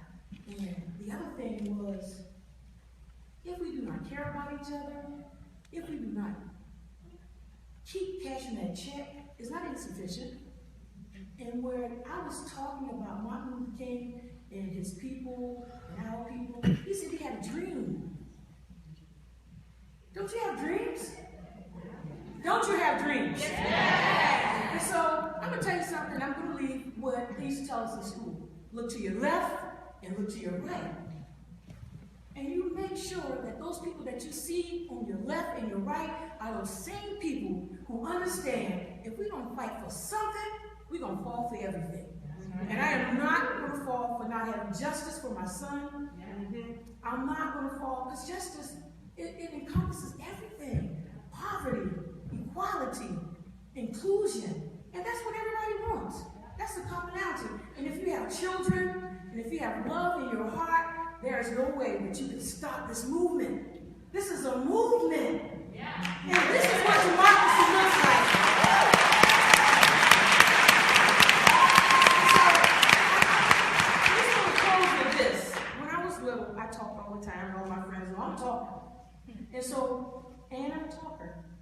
And so I'm gonna tell you this, I can't sing, so when you can't sing, you talk. And so when you can't talk, there's nothing left. But let your message be for peace and equality and moving forward. And don't let it be about color. You know, don't let it be about color. We sit here today and we look at each other and we're here because we want to make a difference. And the only way that you can make a difference is you look at this boy and you say, he's our future. He's your future. God bless you.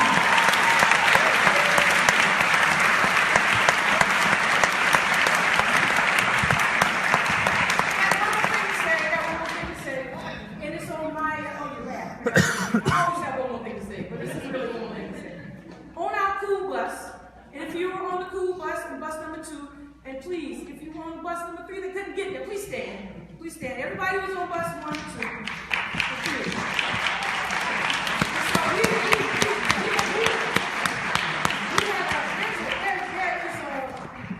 Scott has a poster back there, and it's by Maya Angelou, and she says, when you learn, you teach, and when you get, you give. And so we have some little tokens of love for Scott and Coco. And I can tell you, I was trying to think of something that we could get for Coco, and look what I came up with. Coco! So these are Scott, and it's pink, and we're not in the church, and I can't tell you how a vagina would look, excuse me, Lord Jesus, here in children. But I'm thinking it would look like this pink teddy bear. So y'all continue this march, and don't let anybody stop you, and God be peace and mercy I share with all of you. Thank you.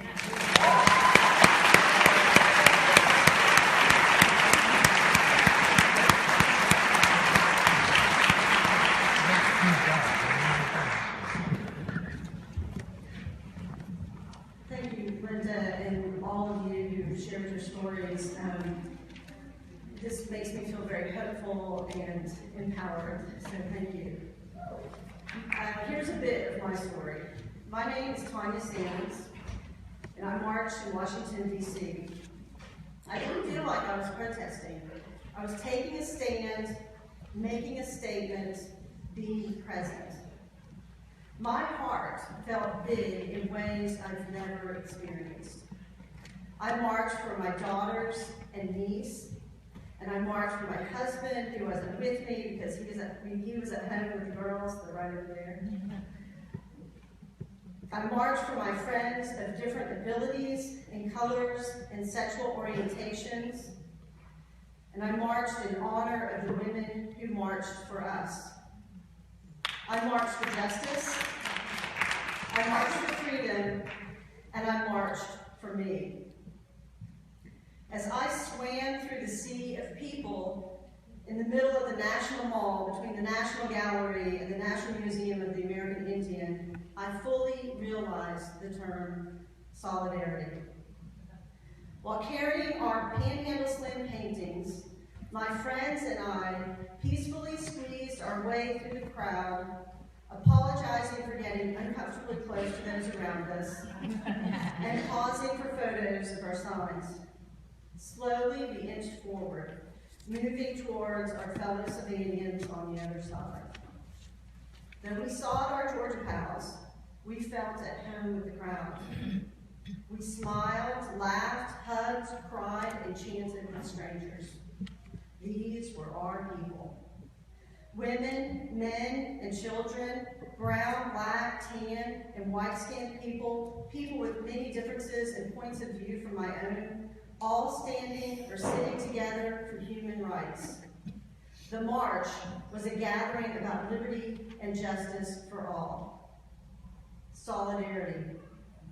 Why did that moment solidify that term for me?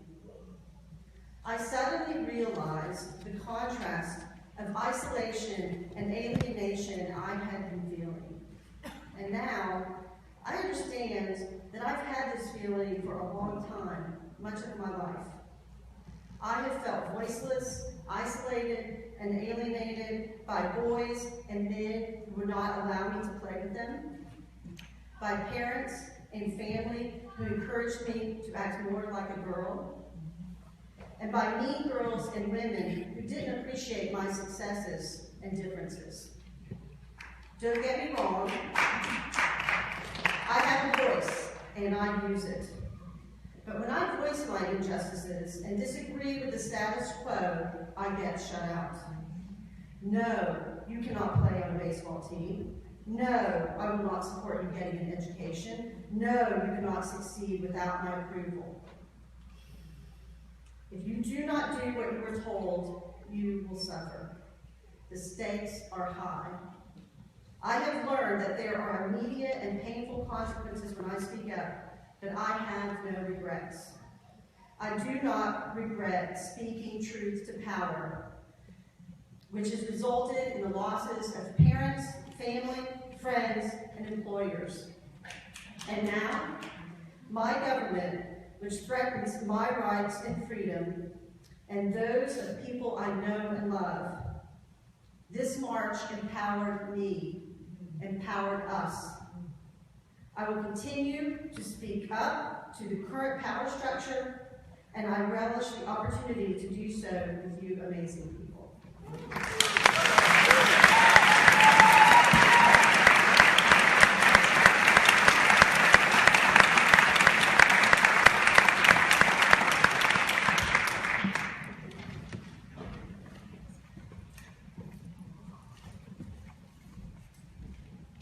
Hello there. Sorry, I'm very tall. So my name is Liz Possee. I'm a New Englander who moved down to Savannah to get my MFA in Industrial Design from SCAD.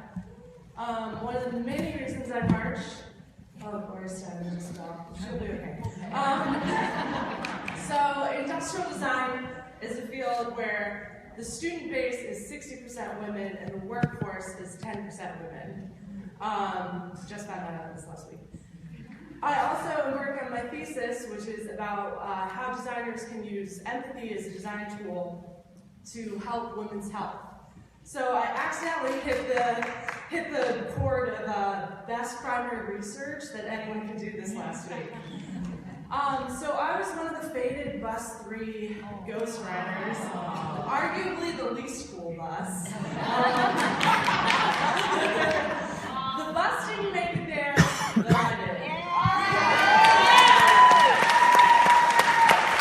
Because I got a ride with some other crazy bus 3 ghost ladies.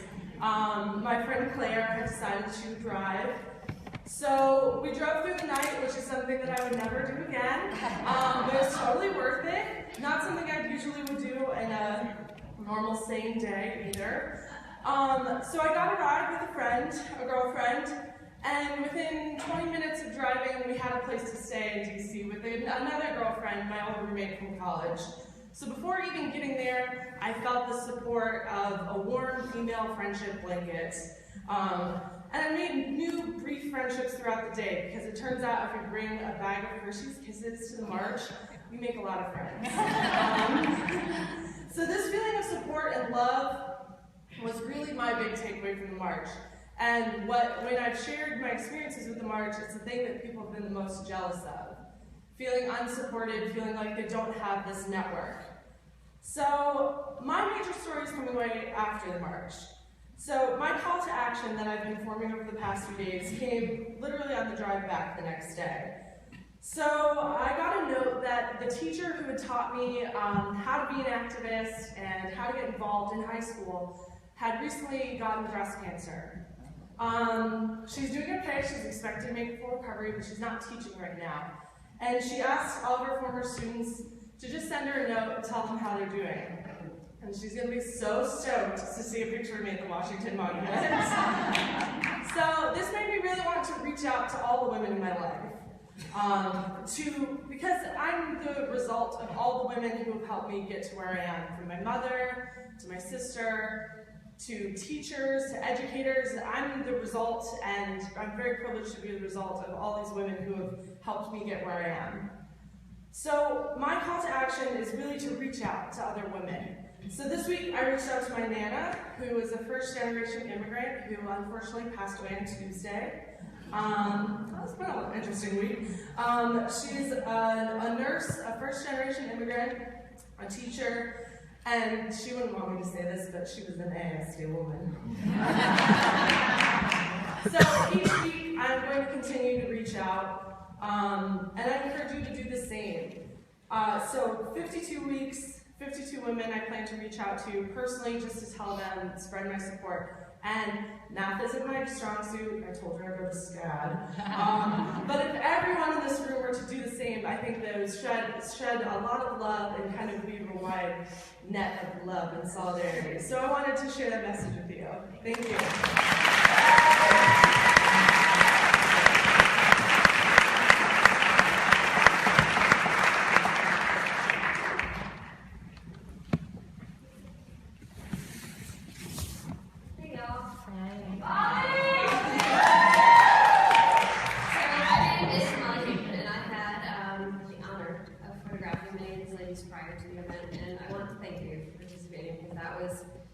Very healing for me. I have a toddler at home, so my life revolves around nursery rhymes. And in that vein, I wrote y'all a poem. A moment in time, we showed our muscle, a place in which admits that change is needed, work to be done, and not just dissidence. A look behind the feminist lens reveals a plan for none. The next 4 years, a spiral attempt to block what has been done. 500,000 call to action, converse with local reps, petition signed, a Facebook post, political sidesteps. It's more than that, it's more to act. History will reveal that being old and white and male no longer has appeal. Invest your time, not in what is, but what can truly be. The common effort of all, not one, will help us all to see that when life bites, strain your voice. No, it's not so cushy. March with sisters, pink hats on, and grab life by what could be. Timeline enacted. So long ago, and we're still here, reality's attracted. To those who feel they have no voice, less privileged as it stands, it's time to listen to the ones who truly own this land. For those who suffer every day when fear and doubt break down, just by being different or a darker shade of brown, these are all our brothers simply standing in a row. I don't pretend to understand the hurt that they have known, but I am here, open heart, to work on a solution. And now's the time we all stand up and start a revolution.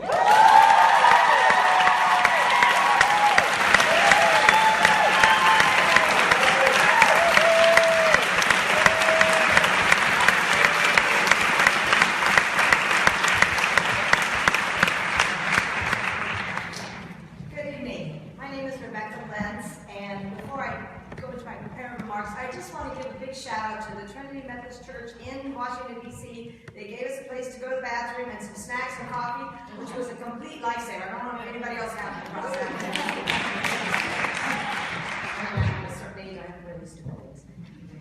I marched so that we could have a voice. On the day after the election, my daughter called me. She was crying and she was upset. She asked me, "Mom, do you think I need to get married to my long-term girlfriend before Trump takes my rights away?" I said, "No, hang on, not just yet," but I was in shock and I was depressed all day long. But by the time I got home from work that day, I was angry. Does anybody recognize those signs of grief? But that anger made me want to do something. And as soon as I heard about this woman's march, I knew I was going. I marched with my wonderful daughters and that beautiful Panhandle Slim sign, and I read that quote over and over all day, and all the other quotes that were inspiring and thoughtful and clever. And as we walked toward the starting point of what we thought was going to be our meeting point, I could just feel this power and the energy of the group. We couldn't find the rest of the Panhandle Slim people, but we tried really hard. But after much confusion and a lot of perseverance, we could see just a little bit of a TV screen way off in the distance, and if we strained, we could kind of hear what was going on. So I was stoked. Even with those limitations, I just started to feel this energy start to come up inside of me. And I realized that that was my voice. I was flooded by the memories of all the injustices I'd suffered as a woman. I was sexually harassed at my first job when I was 15. I never told anyone. My harasser, my boss, would have fired me, or my parents would have surely made me quit. That was when I started to lose my voice. Then there was junior high, when a group of boys grabbed my behind every time they could for months on end. Again, if I told anybody, only more public humiliation would ensue. I lost more of my voice then. When I was older, it was the men that wanted to have sex with me, and even though I said no over and over again, they kept on and on until my voice completely faded away. All of these injustices slowly muted my voice. I was taught to keep things to myself, not to rock the boat, not to say anything, and certainly not to recognize date rape. But at the march, I could feel my voice growing stronger. It wasn't easy on this 51-year-old body. I did ride on the bus, but I was glad I went. It was life-changing and it was spiritual.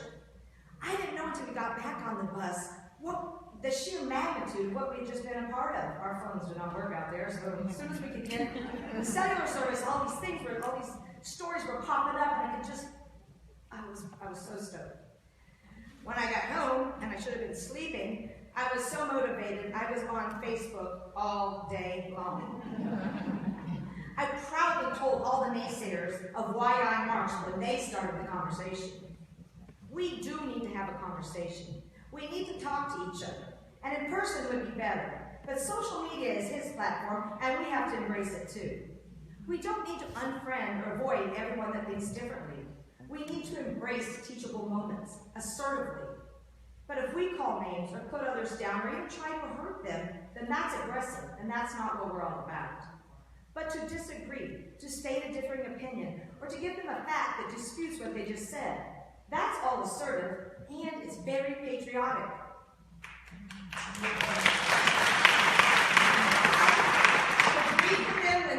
I agreed with them if they were right, and I admitted if I made a mistake, graciously. I tried not to be defensive, but I was personal. I talked about the reasons I marched, about my daughter's right to get married, about my need for ACA because I work for myself. When people accused me of arguing, I kept on responding. I switched to the difference between a conversation and an argument. I wore people down, and I'm sure I lost some Facebook friends, but meanwhile, there was a way for others to see my rational, intelligent conversations and a different point of view. I tried channeling Martin Luther King Jr. and make my voice a peaceful protest because I know, as well as anybody, that words can be just as painful as actions. I feel empowered. I feel strong, and I feel like I can make a difference because I have a voice, and we have a voice.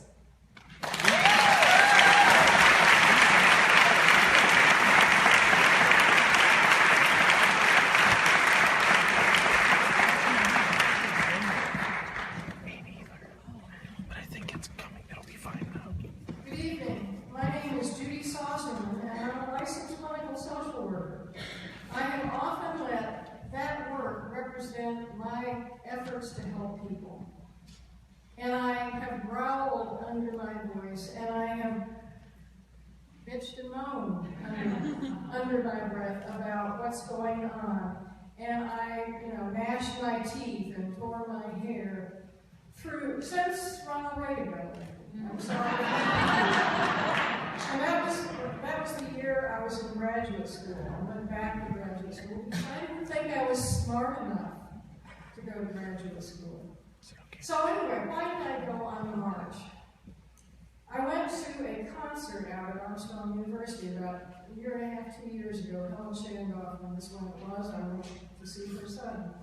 And it was a bunch of military music put on by the military bands. It was wonderful. And it resonated with me because I'm an old lady. I'm 25 years old with 50 years of experience. I was born before WW2, just before. My father was in the Army Air Corps, and he died in a plane crash when I was a year old. So I have been an orphan. I have received benefits that allowed me to go to college. So I've really, had both sides of that coin. But especially after the recent election, I began to fear I fear the loss of my Social Security. Now, I'm 75, and I need my Social Security, even though I'm still working. I'm still working. And I can. But I need my Social Security, and I need Medicare. And you know what? They work perfectly fine. I don't know what the problem is with these people.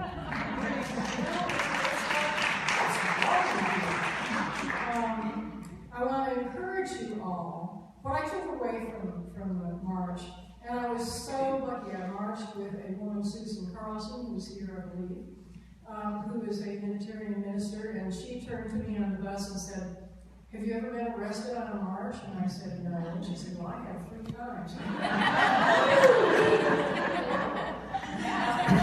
And we ran into a friend of hers who is the president of Starr King Theological Seminary in California, which is one of the Unitarian Universalist educational facilities. And 3 of us wandered around. Well, we crowdsourced. It was organic. And I was wearing this Panhandle Slim sign about may we be equal on earth as we are in heaven, because I knew that that would get the more conservative people to look at things. And they did, and they took, let's hear it for Panhandle Slim.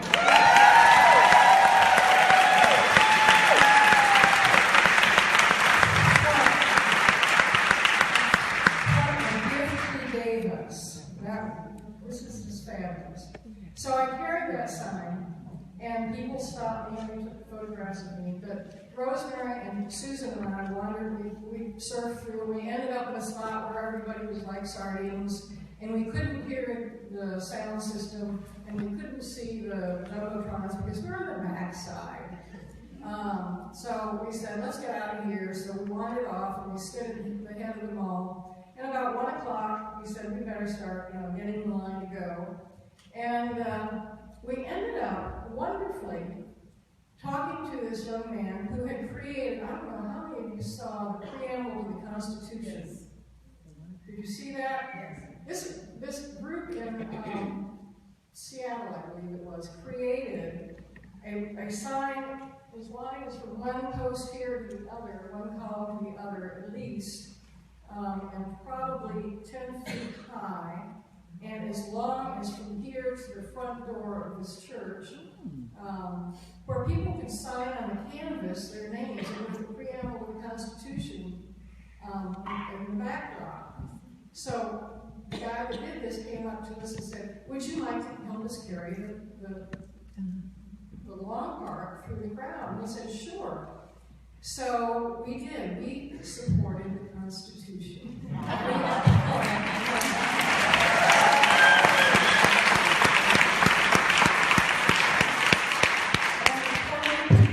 There must have been thousands and thousands, huge number of signatures on them. And people kept coming up and saying, "Can I sign it? Can I sign it? Can I sign it?" And we kept saying, "Yes, if you don't stand in front of me and I fall on you." It was the only nastiness in the whole experience. But the connectedness, the sense of inclusion, gave me a sense of power that I needed to reclaim. And what I have done since then is I have called, I have written, I've got people on my speed dial, I just called, okay, call Paul Ryan and bitch about this, or call, and the Tea Party is put out, on the internet, there's how did the Tea Party get so powerful? There's a process, and it's contacting local, state, elected officials. Don't worry about the rest of them, unless there's a special occasion. And like Betsy the Boss. And register your vote. I do want to say that the uproar that we created about the nomination of Betsy the Boss at least stalled. I don't know if she's going to get nominated. We're only 3 votes shy of blocking her. We're 3 votes shy. So if you think that we cannot be heard and we cannot do anything, we can, then we must. Now, I am a patriot. After hearing that music, I am a patriot. I am how democracy works. You are how democracy works. We are how democracy works. Protest is how democracy works. And let's keep it up. And thank you.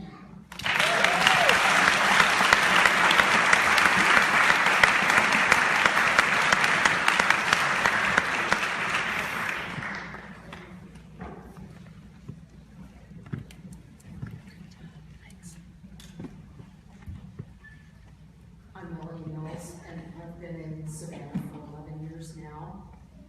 And I'm another one who was pretty devastated after the election. So when I first heard about the Women's March taking place in Washington, I didn't hesitate to go. Pull the mic down.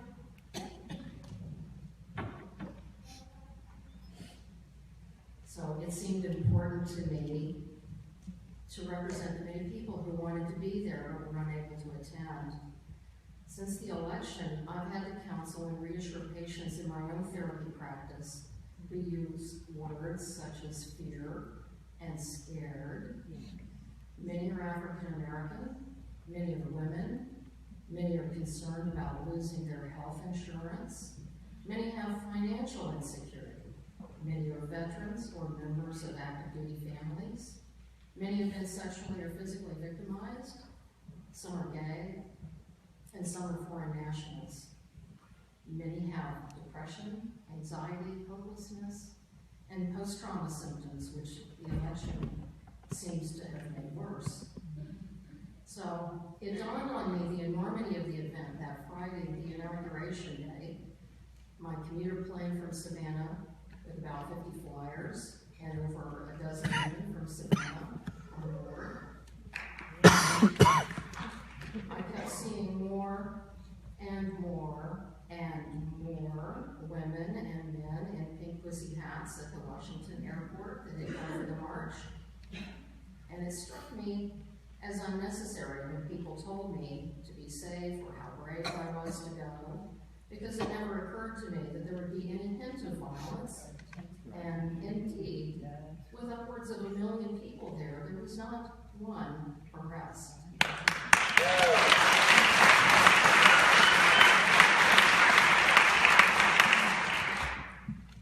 As an aside, the DC March for Women's Lives in 2004 was at least 500,000, and this march was much bigger. The estimated count of this march included only the people on the mall itself. It was so dense it had no paths to walk around or room to turn around. The count didn't include the many blocks deep of people who were backed up from the metro for at least 10 blocks or more to the march site. And unfortunately, I didn't hear any of the rally due to this tight squeeze of literally hundreds of thousands of people trying to get onto the mall. I stood immobilized for an hour and a half, which would have felt claustrophobic very quickly if I hadn't reminded myself of why I was there. There were several people fainting all around me, and just as many physicians there who could do absolutely nothing until the march started and people could get their circulation going again. One gynecologist from Northern Virginia near me quipped, "I can't do a thing. What do you want me to do? Give her a pelvic?" So I dared not drink any water for obvious reasons. Still, it was an exhilarating high to be in a throng of friendly, caring, and conscientious people, the majority of Americans who are my sisters and brothers, even though I've never done it. I was grateful during the march to have phone contact with a sister in Austin and a niece in New York with their exciting texts and their pictures from their own simultaneous marches. I was grateful to see a wide cross-section of Americans, all with humor, passion, and renewed hope for justice and equality. I must stress, it was not an anti-Trump march, but a pro-women march which drew attention to the rights and freedoms we must promote and protect. I was also grateful for the beautiful posters generously created for the march by Panhandle Slim. His joyful work was has inspired many Savannahans, and it allowed me to identify others from Savannah and march with them when the sheer numbers made it impossible to connect with my own friends and family. The march, or I call it 3 baby steps and then stop. It ended before the last half mile as it was just too big and the permit time expired. But this allowed me to witness the hundreds of thousands of posters left on the fencing at the ellipse leading up to the White House. Front and back, and 5 feet high, my nephew and I figured it must have been altogether 2 miles long. Most had been lovingly made by hand and brought to the march in suitcases, cars, and buses. Some were raunchy and can't be repeated here, but all were striking, thought-provoking, and took someone time to create. It was the most inspiring display of American democracy and freedom of speech I have ever witnessed, and may it continue.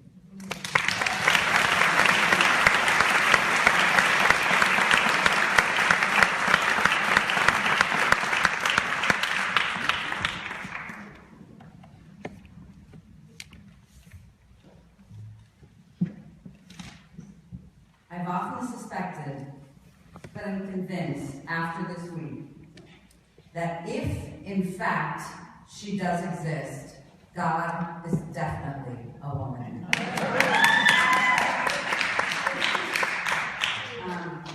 Good evening, sisters and brothers. My name is Sari Gilbert, and I'd like to share with you my favorite meme of the day. You can say it after me, after I teach you. You'll probably recognize some of it. Supercalifragilistic existential crisis. Supercalifragilistic existential crisis. Yes? Are we all feeling it? Supercalifragilistic existential crisis. I am having a supercalifragilistic existential crisis. If you know me, you probably know that already. So, I am here to ask you this. Are there any mama bears and papa bears in the house? Okay. Have you been awoken from your slumber? Yep. Yeah? Okay. Are your claws out? Are your fangs exposed? Okay. Are you ready to protect your cubs and your lairs? Are you ready to protect my cubs and my lair? Are you ready to protect all the cubs and all the lairs in this world? Great. Okay.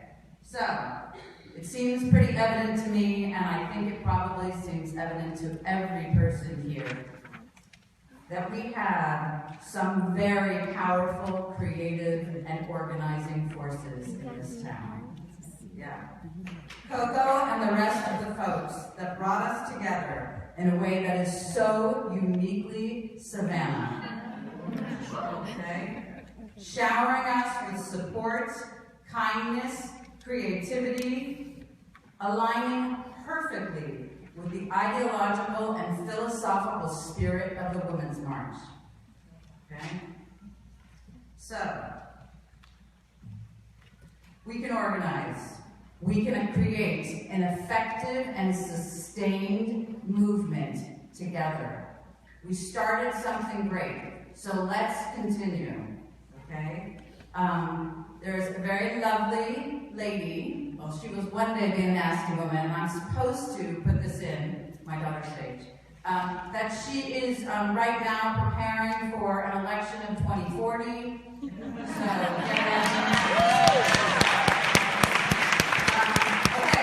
so is we are passing out a short questionnaire, okay? And really, Coco and I were talking about it this week, and we're thinking, why not start with everyone here? And so there's also a Facebook page, if you want. I set it up this morning. It's called Stand Up Savannah. And if you want to join the Facebook group, great. But if you want to just fill this out, great, whatever. Here's the idea. Maybe you have a particular passion for one issue. I know we all care about every issue, but there's so much to do, okay? Like many of you, it's just a little overwhelming for me. So I like to think maybe I could focus on one or two, and maybe you can focus on one or two, and so on and so forth. Divide and conquer, that's kind of the idea. Maybe you have a special skill, like a lawyer today told me she'd be willing to offer to volunteer a few hours a week. So maybe you have a special skill that you might be willing to volunteer. Maybe you just don't have any time. I have 2 jobs and 2 kids, and so I have so many obligations. Sometimes I have a minute here and a minute there. Maybe you just want to offer some financial support, okay? Whatever it is, whatever you think you can do, we want it. We want to figure out a way to be, totally inclusive, embrace all ideas, and now's the time to do it. So thank you, Coco. Thank you, Savannah. Just do this thing.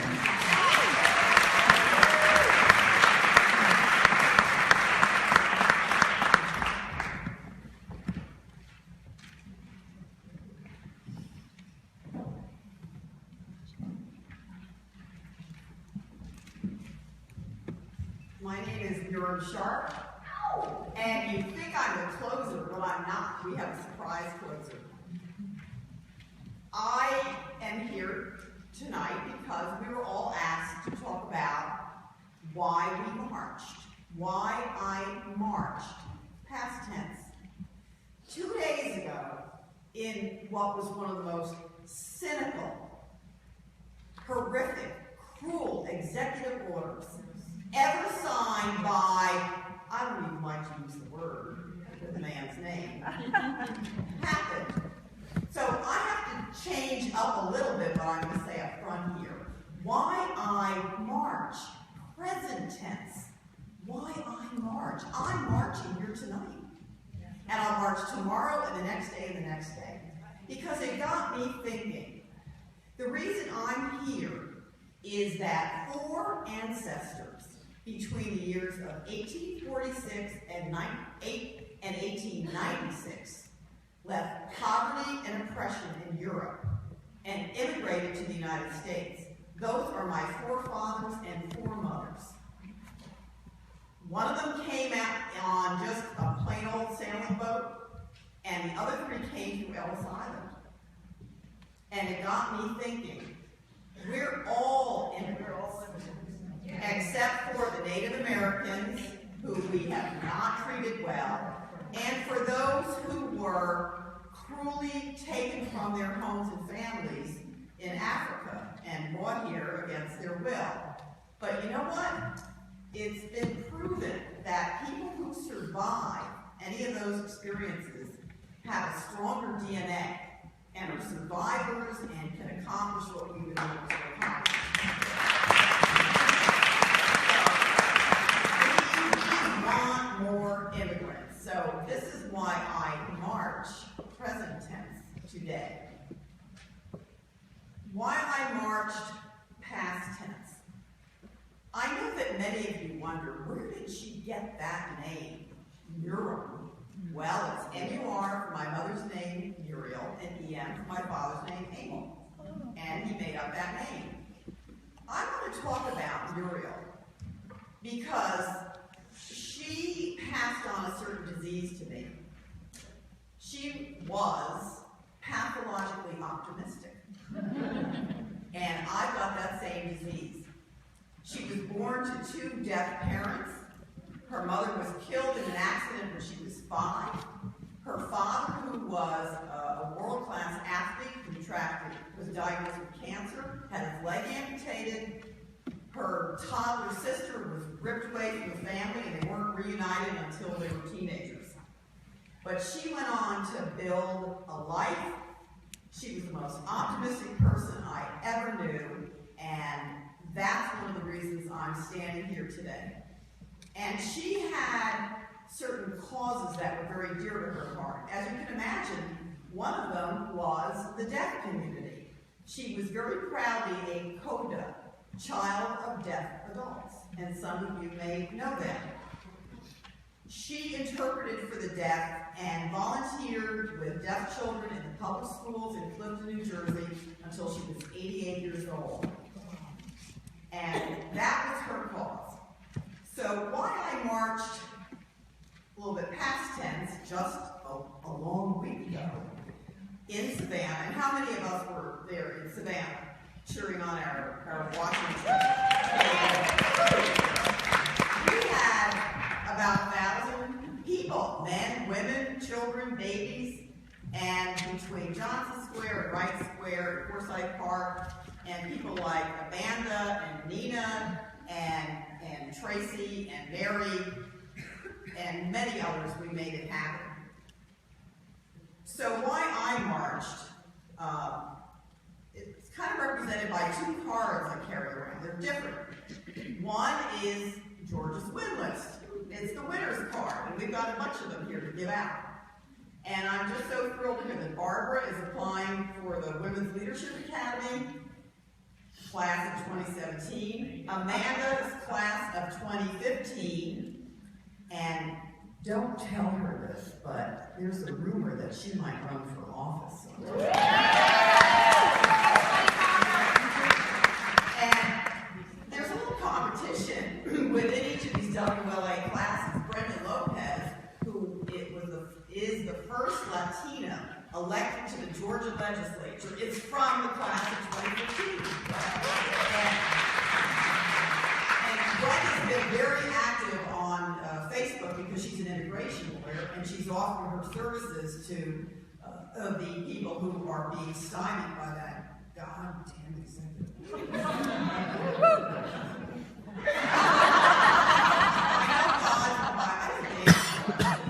And the other card that I carry is my women heart card. I'm a woman heart patient. And I am a woman heart champion. I had the opportunity to get trained at Mayo to come back to our community and work with women with heart disease. So I want to read what Women Heart has to say. And this was my personal core reason for marching. Demand access to health care for all women. Call your members of Congress today with the following message.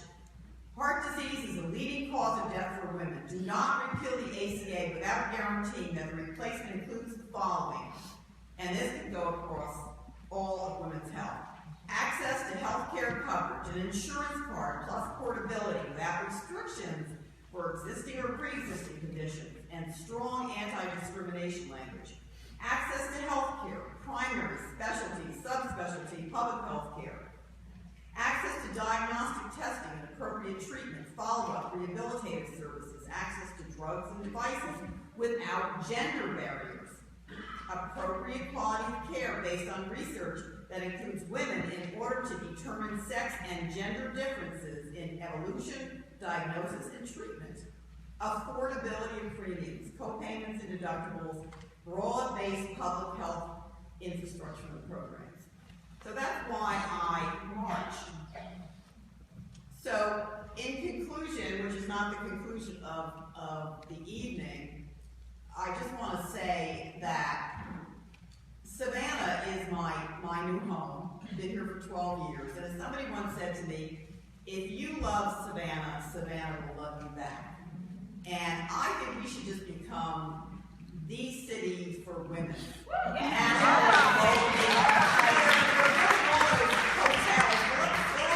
Women's conferences and all that.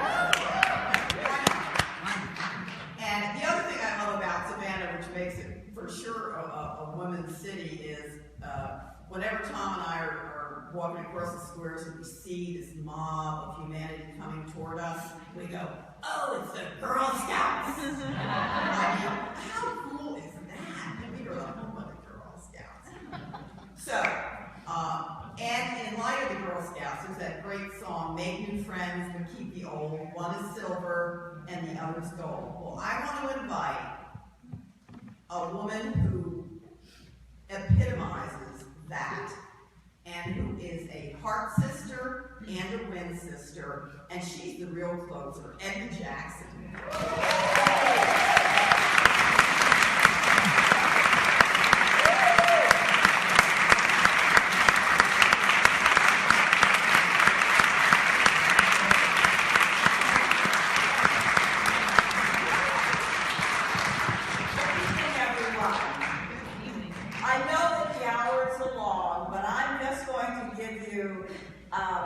a few words of encouragement, and particularly to say to Coco, you know, you've done such a fabulous job, but you come from good stock. I tell you, Miriam Center reminded me that your grandfather was very much a part of activities. I believe it was your grandfather or your father here in this community. Miriam, I don't know why she isn't here, because she is one that stands up for the rights of women and for everybody's rights, y'all, if you ask me. You know, this movement that we are talking about today, as I was sitting there listening, there appeared to have been only one person that is older than me, not many that went on the march. But I looked back in my life as to the lives that touched me in my early childhood. For it was in 1960 here in the city of Savannah when we started the March for Equal Rights for Everyone. And I look at this church where we did kneel-ins because African Americans at that time were not allowed to worship here. I look at Savannah, Tybee Island, where we could not go and swim. I went to jail there. And then I look at what has happened in our community to fight for justice in all people. And if we don't continue, we will go back to 1959. We as women can make a difference. It's just good to see all of the energy that I'm seeing here tonight, for there is so much to be done. I stand on the shoulders of many women, those that were a part of the suffrage movement. Dorothy Heights, who was a part of the people that negotiated the Civil Rights Act with the president, the only female that sat in that room. Yes. I stand on the shoulders of Shirley Chisholm, the first woman to run for president of the United States of America. I stand on the shoulders of a lady that trained me. Her name was Ruby Hurley, unsung hero, the regional field director for NAACP, who saw something in me and carried me to Florida, Alabama, Mississippi, and all over to fight for the rights of people. Ladies and gentlemen, I'm just proud of what you have done by making your voice heard. But it cannot stop, for we must stand up. We must let people know that you are not going to take our rights away, that we are going to have health care. Yes. And as I look at all these posters around here, I have one of those pictures, y'all. I have one. But we must get out there. We cannot just fight by saying that this is wrong, but we must have decisions to tell them what is right. We have to do the one thing that I want to encourage women to do. I need you to run for public office.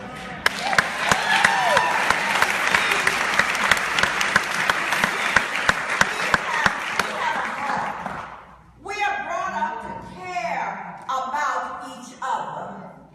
Not about just a special group, but about all people.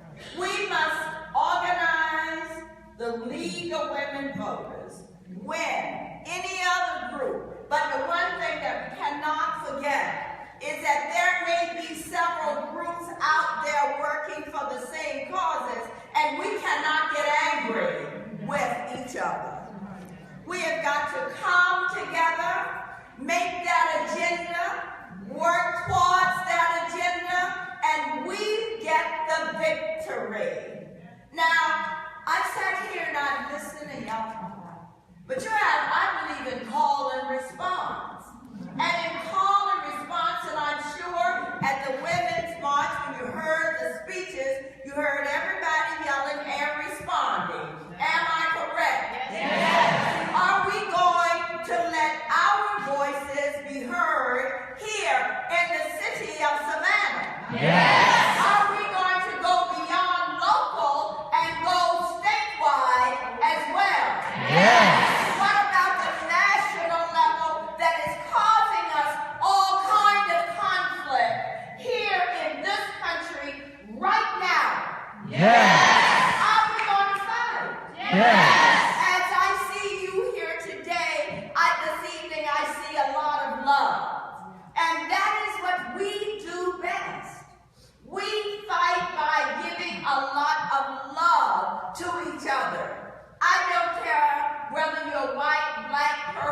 polka dot, transgender, gay, lesbian. We are all God's children, and we cannot judge others, but we have to be supportive of others.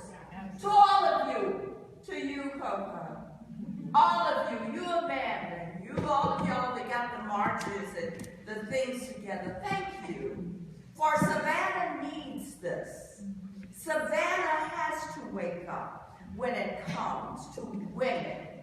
And that is the agenda that we must carry on, not for 4 years, not for 8 years, but until eternity. Thank you. And y'all don't know, I gave up tonight. My honey is in intensive care. That's why I wasn't supposed to be here. Pray for him, because he supports me in whatever I do. And he calls me, he said, my God, did you ever sit down? No, and guess what? I'm still not tired yet.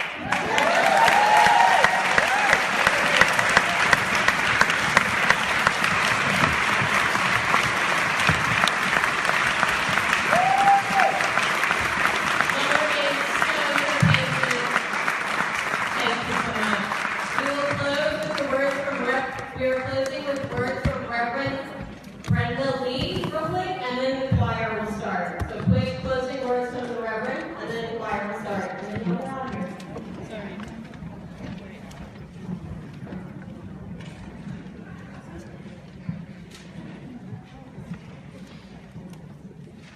Good evening. In the name of the Father, the Son, and Holy Spirit, Heavenly Father, we come before you this day. I don't know what I'm going to say. I didn't come here to speak, but I would like to make one or two comments. When I was a child, I grew up here in Savannah.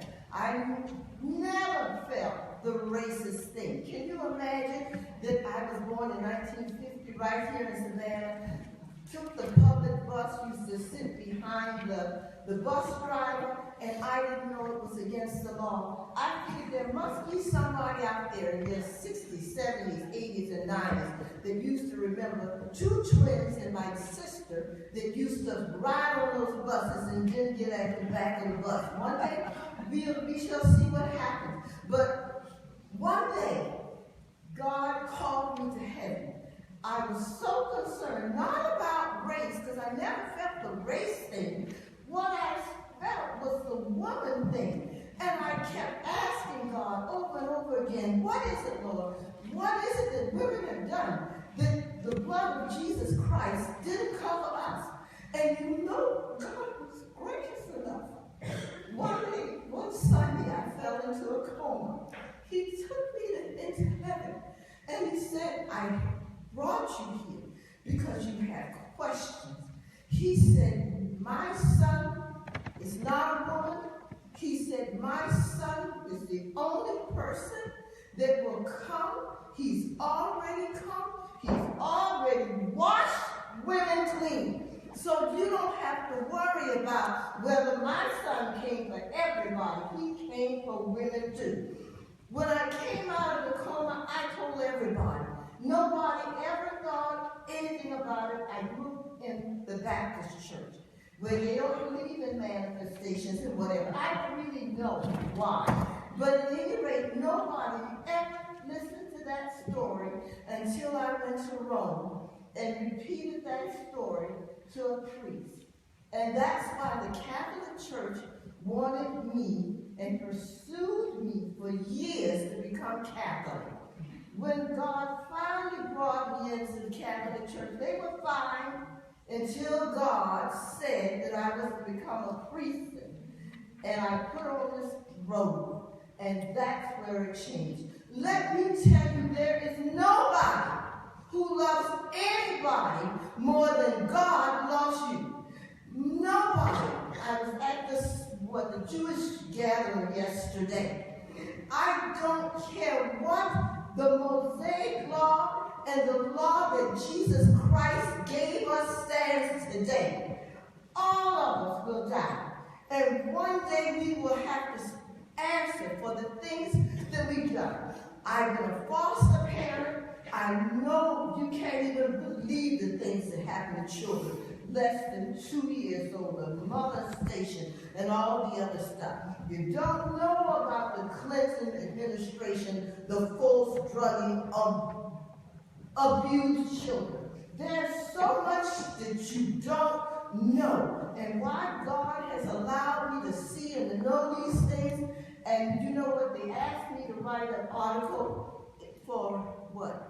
For the Savannah Morning News. I wasn't going to write the article because I don't think Mr. Train is going to publish the article. And they always have the right to change your words. But look for, I will go home, stay up all night long and write an article for the Savannah Herald. I will go down and run and pay them to publish the article, but read it in its entirety, because I can't tell you the story. I love you. Yes, I stood against gay marriage. God had me to take up a staff, and I said, what am I doing with this? And when I got there, the man at the courthouse came up to me and he said, who are you? And then he said, why do you have that staff in your hand? And I looked down at the staff. I said, you know what? It came to me that the staff was to gently lead you back to where you belong. We are created by God in the image of God, and whatever has happened to you, I've counseled lesbians, gay men or not, have never been interested. I've never counseled a gay man, really and truly. They say, don't pray for me. I have women, I sleep with women, I sleep with men. Women have children for me, and they sell their children to us, so we don't need, you. But let me tell you, women, stand up, because God made you. He created male and female, and I don't care all that other junk that men have put on us through the centuries. God didn't put it on us, and so may God bless you. Sometimes I cry all night long. I say, God, what can I say? I am so tired. I'm tired of the death threats and what have you. Catholic churches all over me like the cheap suit. And not a woman ever stands up. But you know what? I keep on going on. I'm not afraid to go anywhere. I don't travel with a million people. We like to do. How sweet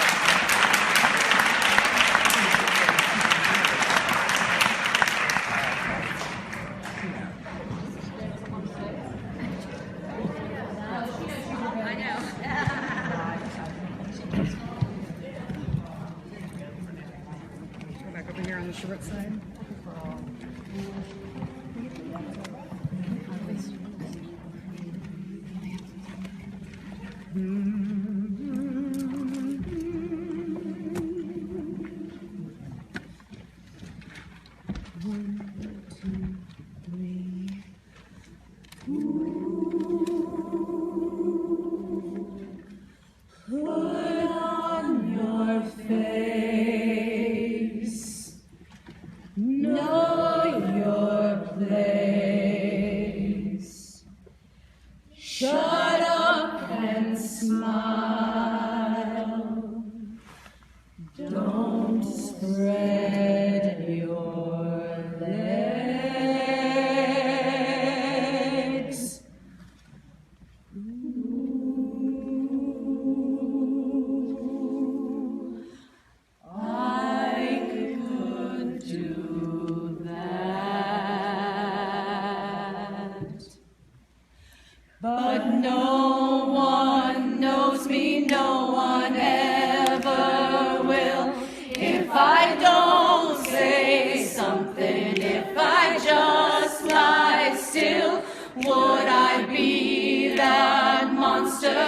scare them all away. If I let them hear what I have to say, I can't keep quiet, no, I can't keep quiet, no. A one-woman riot, no, I can't keep quiet for anyone, no, not anymore, 'cause no one knows me, no one ever will. If I don't say something, take that dry blue pill, they may see a monster, they may run away, but I have to do this.